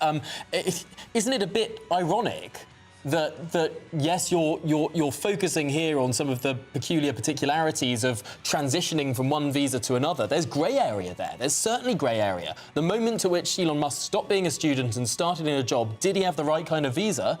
Well, no one's provided the evidence. Well, nobody's provided the evidence that he has committed any crime either. They just insinuated he's committed a crime. He has a U.S. passport. He went through the legal processes, and definitely in the eyes of the U.S. government, he didn't commit a crime or he would be in jail. Just like his sweepstakes that he's running isn't a crime, even though they're trying to knock him down for it. They haven't actually sent any police to arrest him because it's not a crime. If he actually committed grave if he had grave immigration fraud, then something would have obviously been brought to light. So unless any evidence can show that, it's just hearsay and sort of slander against one of the greatest immigrants in American history. Now, Errol, one of the subjects that comes up time and time and again, particularly over here, is Trump's attitude towards Ukraine and Russia's war in Ukraine. People are genuinely concerned as to how much Trump will back Ukraine. Well, Trump will back Ukraine sternly and with the full force of the U.S. military in the sense that we're going to get a peace deal done, and part of that peace deal is going to be concessions on both sides. Ukraine is unfortunately going to have to concede some of the territory they're lost. This is the real world, and Russia is going to have to concede that the future of Ukraine is probably going to have a much stronger U.S. security umbrella around it going forward. Western Ukraine, I'm referring to. Donald Trump's a deal maker, so the idea that we're going to go in there and just keep throwing bodies at the Russian bear as though Russia's not going to absorb them all forever, I mean, it's ghoulish behavior. Donald Trump is a man of peace. He's a peace candidate. He's ran on peace, and he's fully intends to bring that peace. It doesn't mean we don't support the Ukrainian people, and it doesn't mean that we don't want the heroes who defended that country to have their due.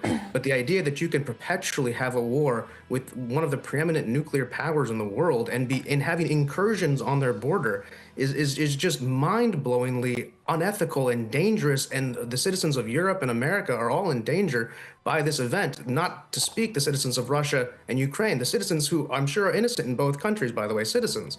And so bringing people to peace and bringing peace negotiations to the forefront, I think is going to be a positive thing for the Ukrainian people. And the amount of investment, by the way, from these, BlackRock and other sort of investment vehicles, they're going to come in, and they've already made deals to rebuild Ukraine, whatever that means. There's going to be a lot of money pouring in there because there's a lot of rebuilding to do. OK, well, Errol Moorcock, the chief strategist for Republicans Overseas UK, a massive thank you for talking to us for a little bit longer than I think any of us expected while we're waiting for Donald Trump to appear here at his Mar-a-Lago resort for this press conference. Yes, we really appreciate it. Thank you very much indeed.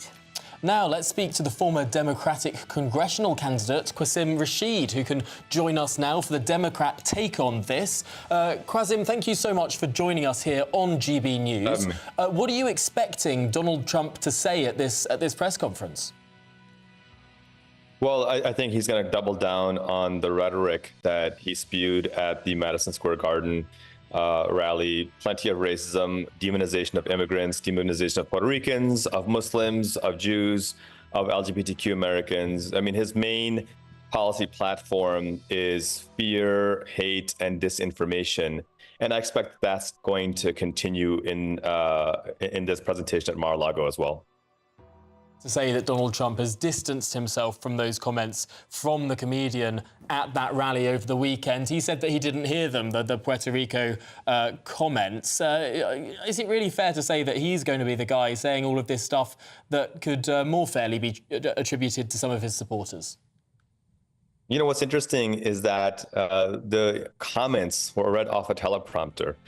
And there was a comment where I think that comedian was going to call Vice President Kamala Harris the C word. And that was flagged as inappropriate, whereas the comments about Puerto Rico, the other racist comments made about Latinos were flagged as okay. And so if he's hiring people and has a staff that determines these things are okay, it's because they're following his lead as well. So it's very convenient for him to say, oh, well, I'm going to distance myself after the damage is done. Well, this is what you've been teaching your people for this entire time. And that's why they are approving this kind of racist comment right now as well. So, you know, he can say what he wants, but his actions speak louder. Making comments about deporting 11 million immigrants violently is horrifying. Your previous guest talked about how you know, no one is arresting Elon Musk for, you know, committing immigration fraud. If he had, that's what they would do. Well, no, undocumented status is not a criminal felony. It's a misdemeanor, first of all. And part of the fundamental problem that we have with Trump's rhetoric is he wants to take what's a misdemeanor, a simple visa issue, and turn it into a criminal act that requires, you know, rounding up people like we're in Nazi Germany. That's why it's being equated to Nazism, because he's taking already established U.S. law and escalating the violence against peaceful citizens, and that's unacceptable. But Kasim, despite all this rhetoric you're talking about, and the accusations of racism and, you know, similarities to Nazis, the Democrats are actually losing some support, aren't they, among Hispanic voters and also black voters? I think the Democratic Party absolutely needs to do a better job of reaching out to Latino and black voters. I think part of it has been overblown, and if you compare the numbers from 2020 to 2024, they're actually quite similar. But that said, and I say this as a former candidate for Congress on the Democratic ticket, the Democratic Party needs to do better. They need to be more active and engaged with black and Latino voters. They can't just reach out in the final months before an election. It needs to be a year-round engagement. The leadership of the Democratic Party needs to have more meaningful and consequential. I'm just reading here that 8 years ago, the Democrats had a 41 percentage point advantage over the Republicans among non-college educated Hispanics. Now it's only projected to be 16%. That's quite a loss, isn't it, just among that demographic?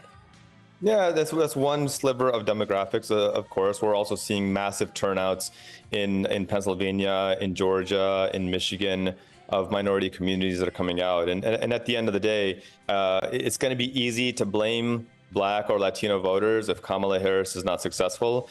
But what we need to look at is that the broader conversation. You know, white Americans have always overwhelmingly voted for the Republican ticket, white men and white women. And I think that's where the conversation needs to be. Why are we continuing to vote for a party that only, you know, Republicans that only appeals to the rich, that wants to cut taxes for billionaires while making working class people suffer? Every analysis of Trump's 2017 tax cut showed that it happily supported people who are exceedingly wealthy. But working class people are paying more in taxes, businesses are suffering more. And now with Donald Trump's completely bonkers idea of imposing tariffs, that's going to crush our trade. We're going to lose every trade war. It's going to crush small businesses. So I think people need to see what the history and the actual record has been. And they'll find that under the Democratic Party over the last, I think, 45 years, we've created 50 million jobs. Under Republicans, only 1 million jobs.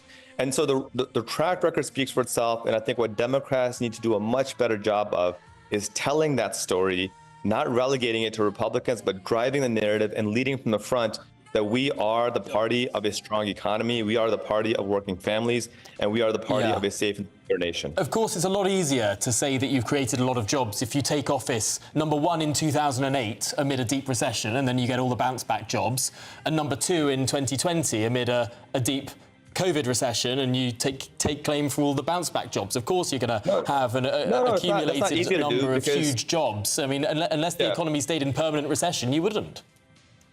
Well, let me address that, because I think the 2 points that assumption misses is, one, it was Republicans under whom the economy went into recession because they keep cutting taxes for the wealthy and raising them on working people. And two, we're talking about net jobs, not overall job growth. So we're talking about net jobs. So after the lost jobs are regained, Democrats created 50 million more jobs. So it's completely false to say, well, it's easy to take credit for jobs that were bounced back. No, we're talking about net job growth.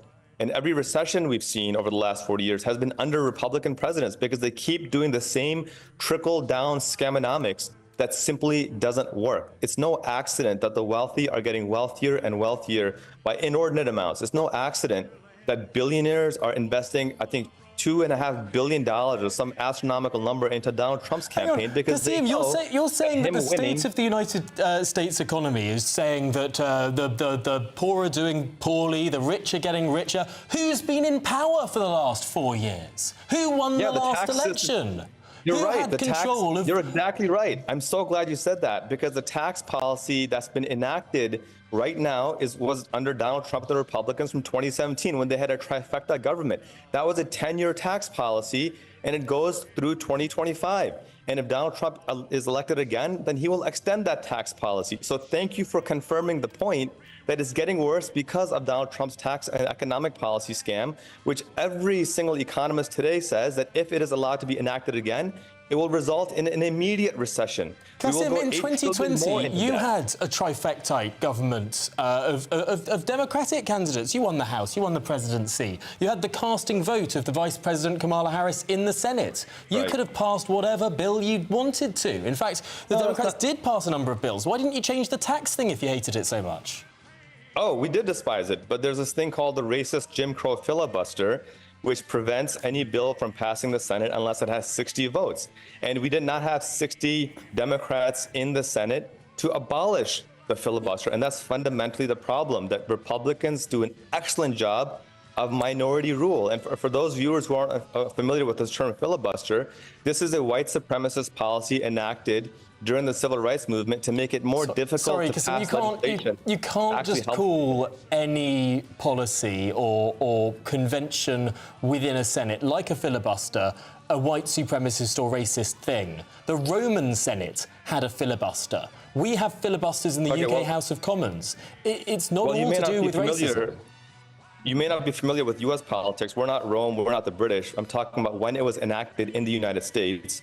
Dr. Martin Luther King himself called it out as a white supremacist, racist filibuster. Now, if you want to question Dr. King, you go ahead, but I'm talking about confirmed U.S. history that the filibuster was enacted by the U.S. Senate specifically to prevent the passage of civil rights legislation, and it's being enacted now specifically to prevent what the American people actually want. American people want to expand the Supreme Court. We can't. We want to repeal this draconian trickle-down scam tax policy that Trump had. Well, what's your evidence that the American people want to expand the Supreme Court, want to undo the long-standing tradition of 9 justices upholding the law? An expanded court would ride roughshod over the Constitution, which last time I checked seems pretty popular in the United States. Well, you should also check your own history, because it's not a long-standing tradition of 9 justices. The justices have changed with the number of federal circuits. There are 13 federal circuits now. And so tradition, if that's what your argument is based off of, tradition says that we should expand to 13 federal courts as well, as we've changed it 9, 10 times throughout U.S. history as well. So arbitrarily stopping at 9 doesn't make any sense when the precedence in U.S. history is to expand the number of justices to reflect the number of... you know as well as I do that when FDR tried to think about expanding the number of justices, from left and right in the United States, people saw it out for what it was, court packing. FDR stopped short of expanding the number of justices because he knew how terrible that would be for the democratic institutions of the United States. I thought the Democratic Party was the party that was trying to stand up for the institutions of the United States that have delivered the stability and growth that you've been talking about.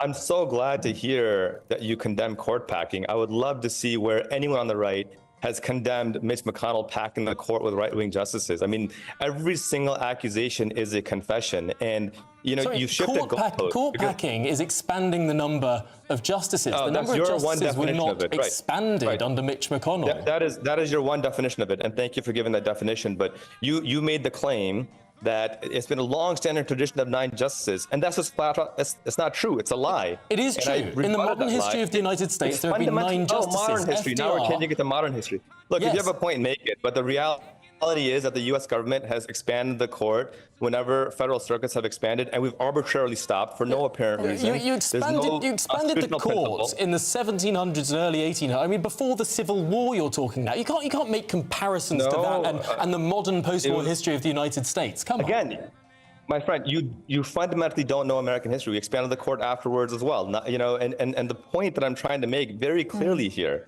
is that there has been no constitutional law that says we can't expand the court. There's no Senate law, there's no House law, there's no executive order. It's an arbitrary decision made for no reason whatsoever. So there's no constitutional principle behind it.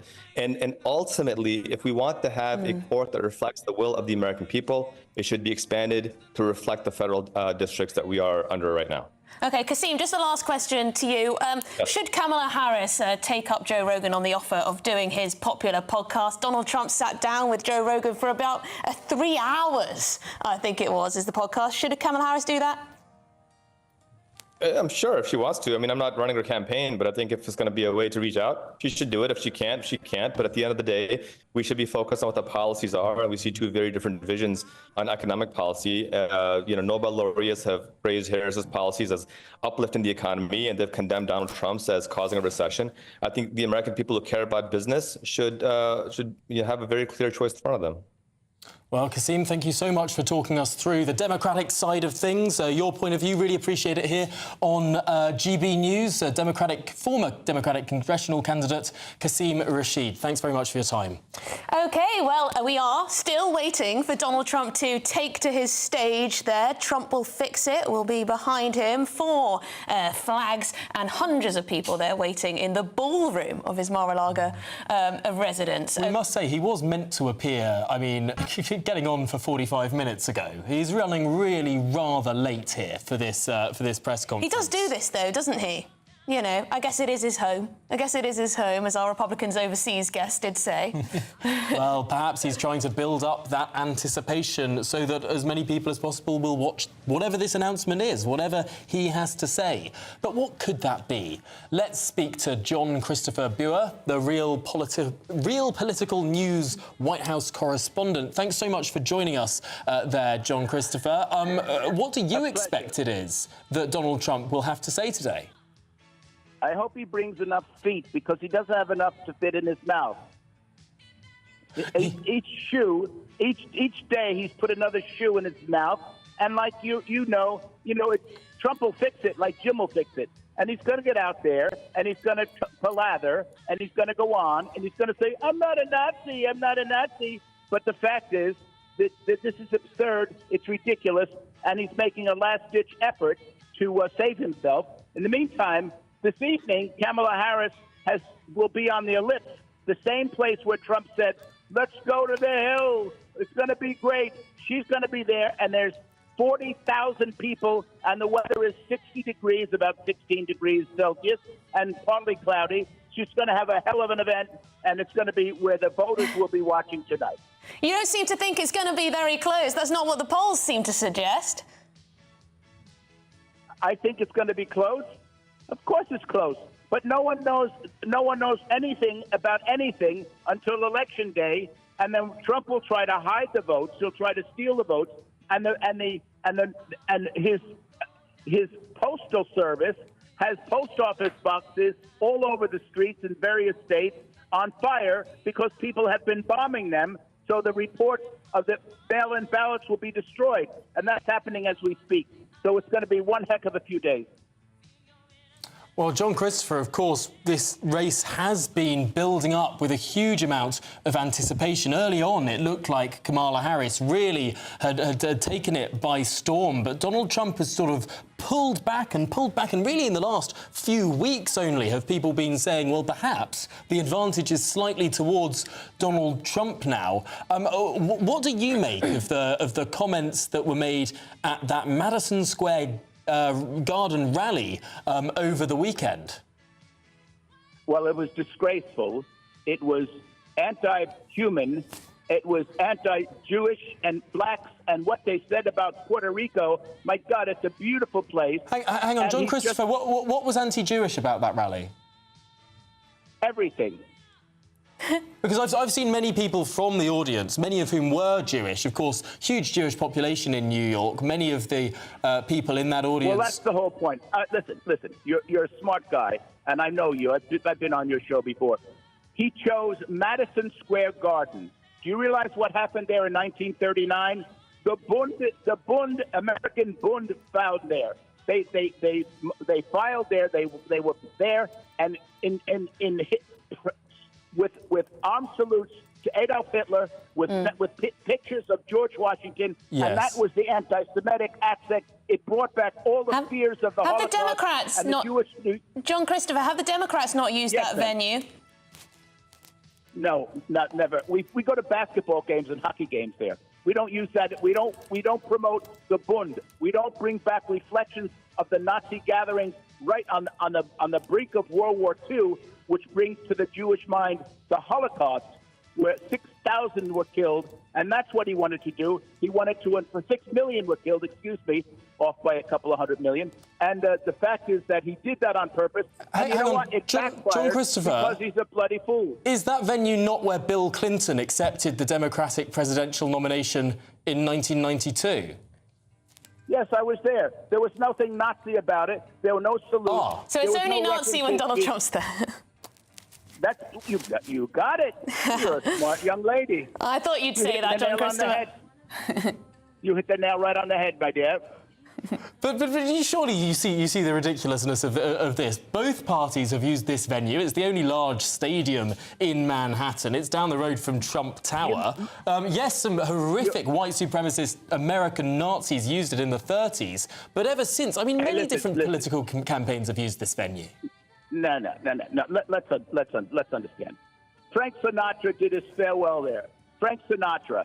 I watched the New York Knicks, the Rangers, the sports team. Bill Clinton, yes, he did have his rally there when he took the nomination, but it has never been used in this way, under the veil of a fascist Nazi loving who says, "I love the Nazi generals." Why can't our generals be like Hitler's generals? This is not just thrown aside. This is not an aside. This is his entire concept, and he wants to be a dictator. He will be a dictator on day one, and America is going down. And what's going to happen is, if he's in, the American relationship with Great Britain will be zero. He'll pull out of NATO, he'll put out of the EU, and he will have nothing to do with Great Britain, which is a great place, my favorite country in the world.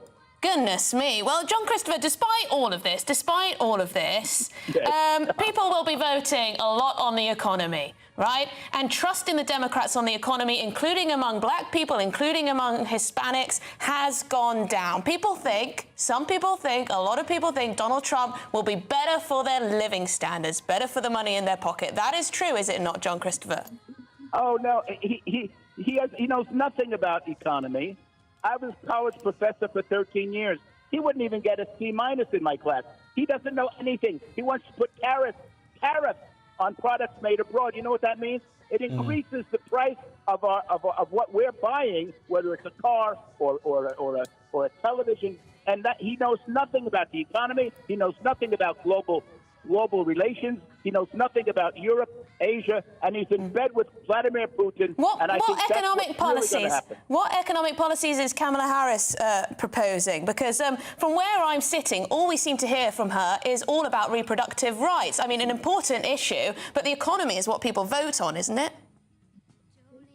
She has already talked about helping inflation getting more jobs for people, especially in the community of underserved communities, ability to get loans, ability for the Small Business Administration to help start, build, and grow businesses. All of this there. Trump only wants to put money in his own coffers and keep himself out of prison, and that's not going to happen. Yeah, John Christopher, I think this argument is a strong one that you're making. I think everyone can see how tariffs are taxes on imports and imported goods. What do to Great Britain? I think you're completely right there. When we speak to Republican spokespeople, they say this would be a negotiating tactic and all the rest of it. But I don't think we've heard Donald Trump be particularly clear on that point.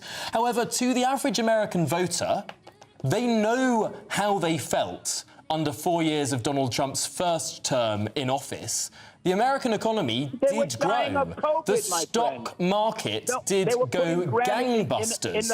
They can compare 4 years under Donald Trump to the last three and a half years under Biden-Harris, and frankly, they felt a lot better off 3.5 years ago. There were more jobs lost when Donald Trump was president than ever. And what they were feeling was, what are we going to do with Grace? And she's dead from COVID because Trump said, it's going to be gone in 15 days. It's nothing. It's nothing. It's nothing. He's a sham. He's a con man, and he's corrupt. And you're going to see him speak, and he's going to be telling everybody what a brilliant guy he is. And he lies. Every other word is a lie out of his mouth. I suppose one of the big concerns, really, is that most Americans would likely say the same about most politicians. They're all liars. I don't think so. I don't think so. I worked for Bill Clinton. I was part of his administration. I had met JFK. I was a volunteer for Bobby Kennedy. We have great, and I like Ronald Reagan. I mean, Richard Nixon is looking good compared to this con artist. It's strong words, of course, but you have seen the Republican Party unite around Donald Trump and really get it. Really. You know, let me say something. You're bright. You both are very bright people, and I really love being on your show. Oh, thanks for the flattery. No, it's true. The truth is truth. When you say that the Republicans are backing Trump, no, the Republicans have broken off from Trump. They have broken off. The MAGA Republicans, his disciples who deify him, are stronger for Trump. But those with any brains, those Eisenhower Republicans, those Reagan Republicans, those General Milley Republicans, those George H.W. Bush and W. Republicans, they know, and Dick Cheney, my gosh, Dick Cheney and his daughter are backing Kamala Harris. And, you know, they used to call him Darth Vader, but when he speaks the truth, people listen to Darth Vader.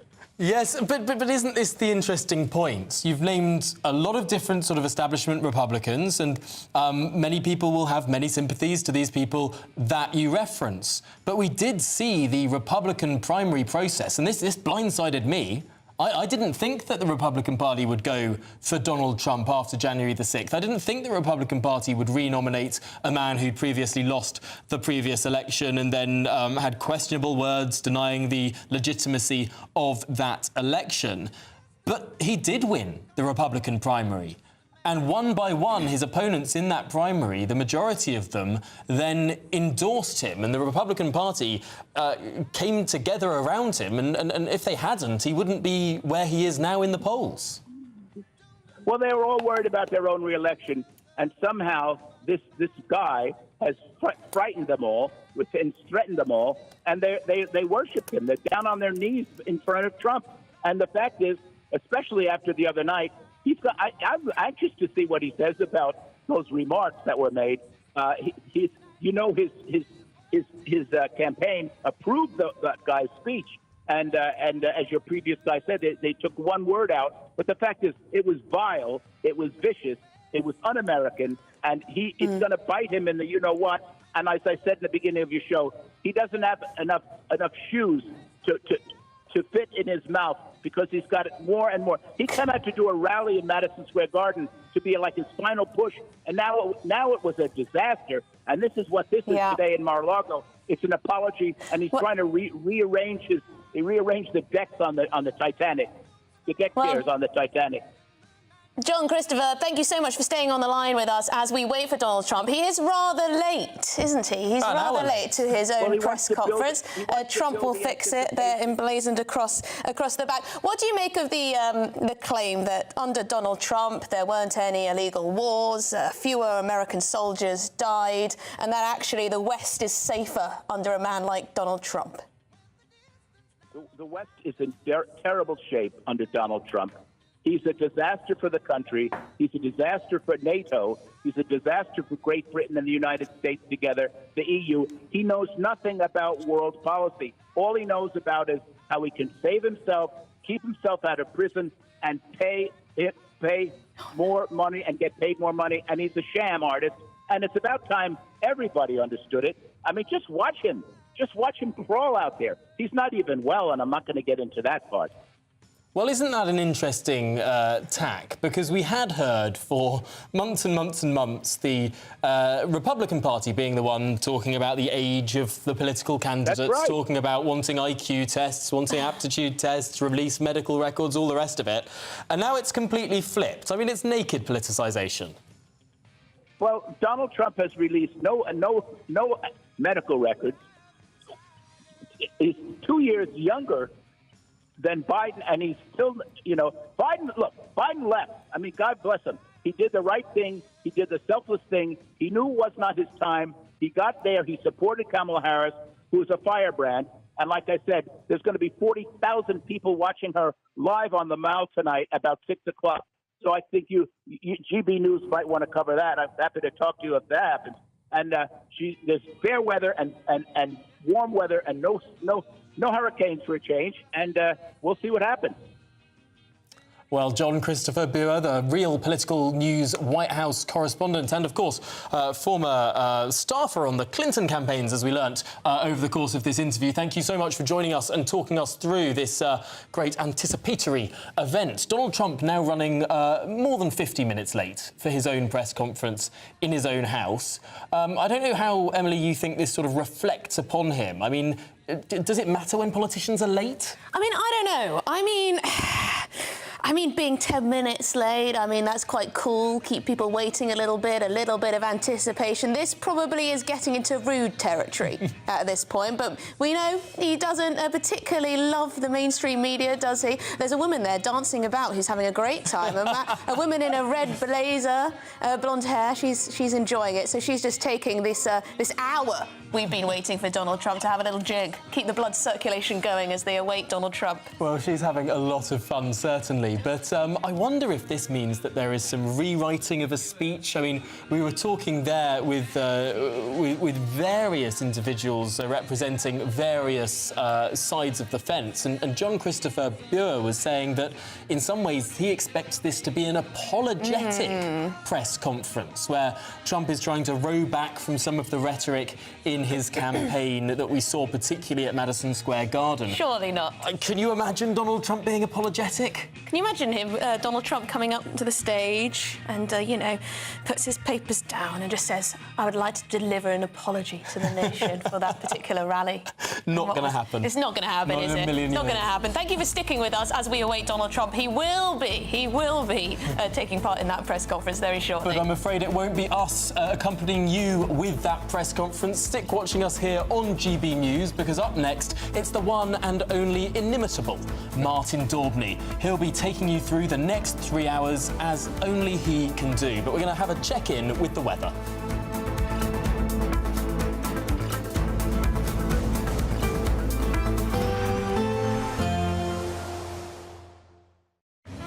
A nice bright morning will generate a lovely warm day, right through to the evening. Boxed Solar, sponsors of weather on GB News. Hello, good afternoon. Welcome to your GB News weather update from the Met Office. Quite a cloudy afternoon on offer, largely dry, and there are also some brighter spells, particularly in southern and eastern areas. And where you catch that brighter weather, it is feeling mild for the time of year. We've currently got a cold front clearing the southeast of the country, and that's allowing a ridge of high pressure to build elsewhere. So as we head into the evening, there's going to be plenty of dry and fine weather around, a mix of cloud and some clearer spells. That cloud will be thick enough to produce some spots of rain and drizzle at times, and also where we see those clearer skies, we'll see some mist and fog developing, which may be rather stubborn to clear by the time we reach the morning. Feeling a little chillier under those prolonged clear spells, but for many, it's a rather mild night on offer.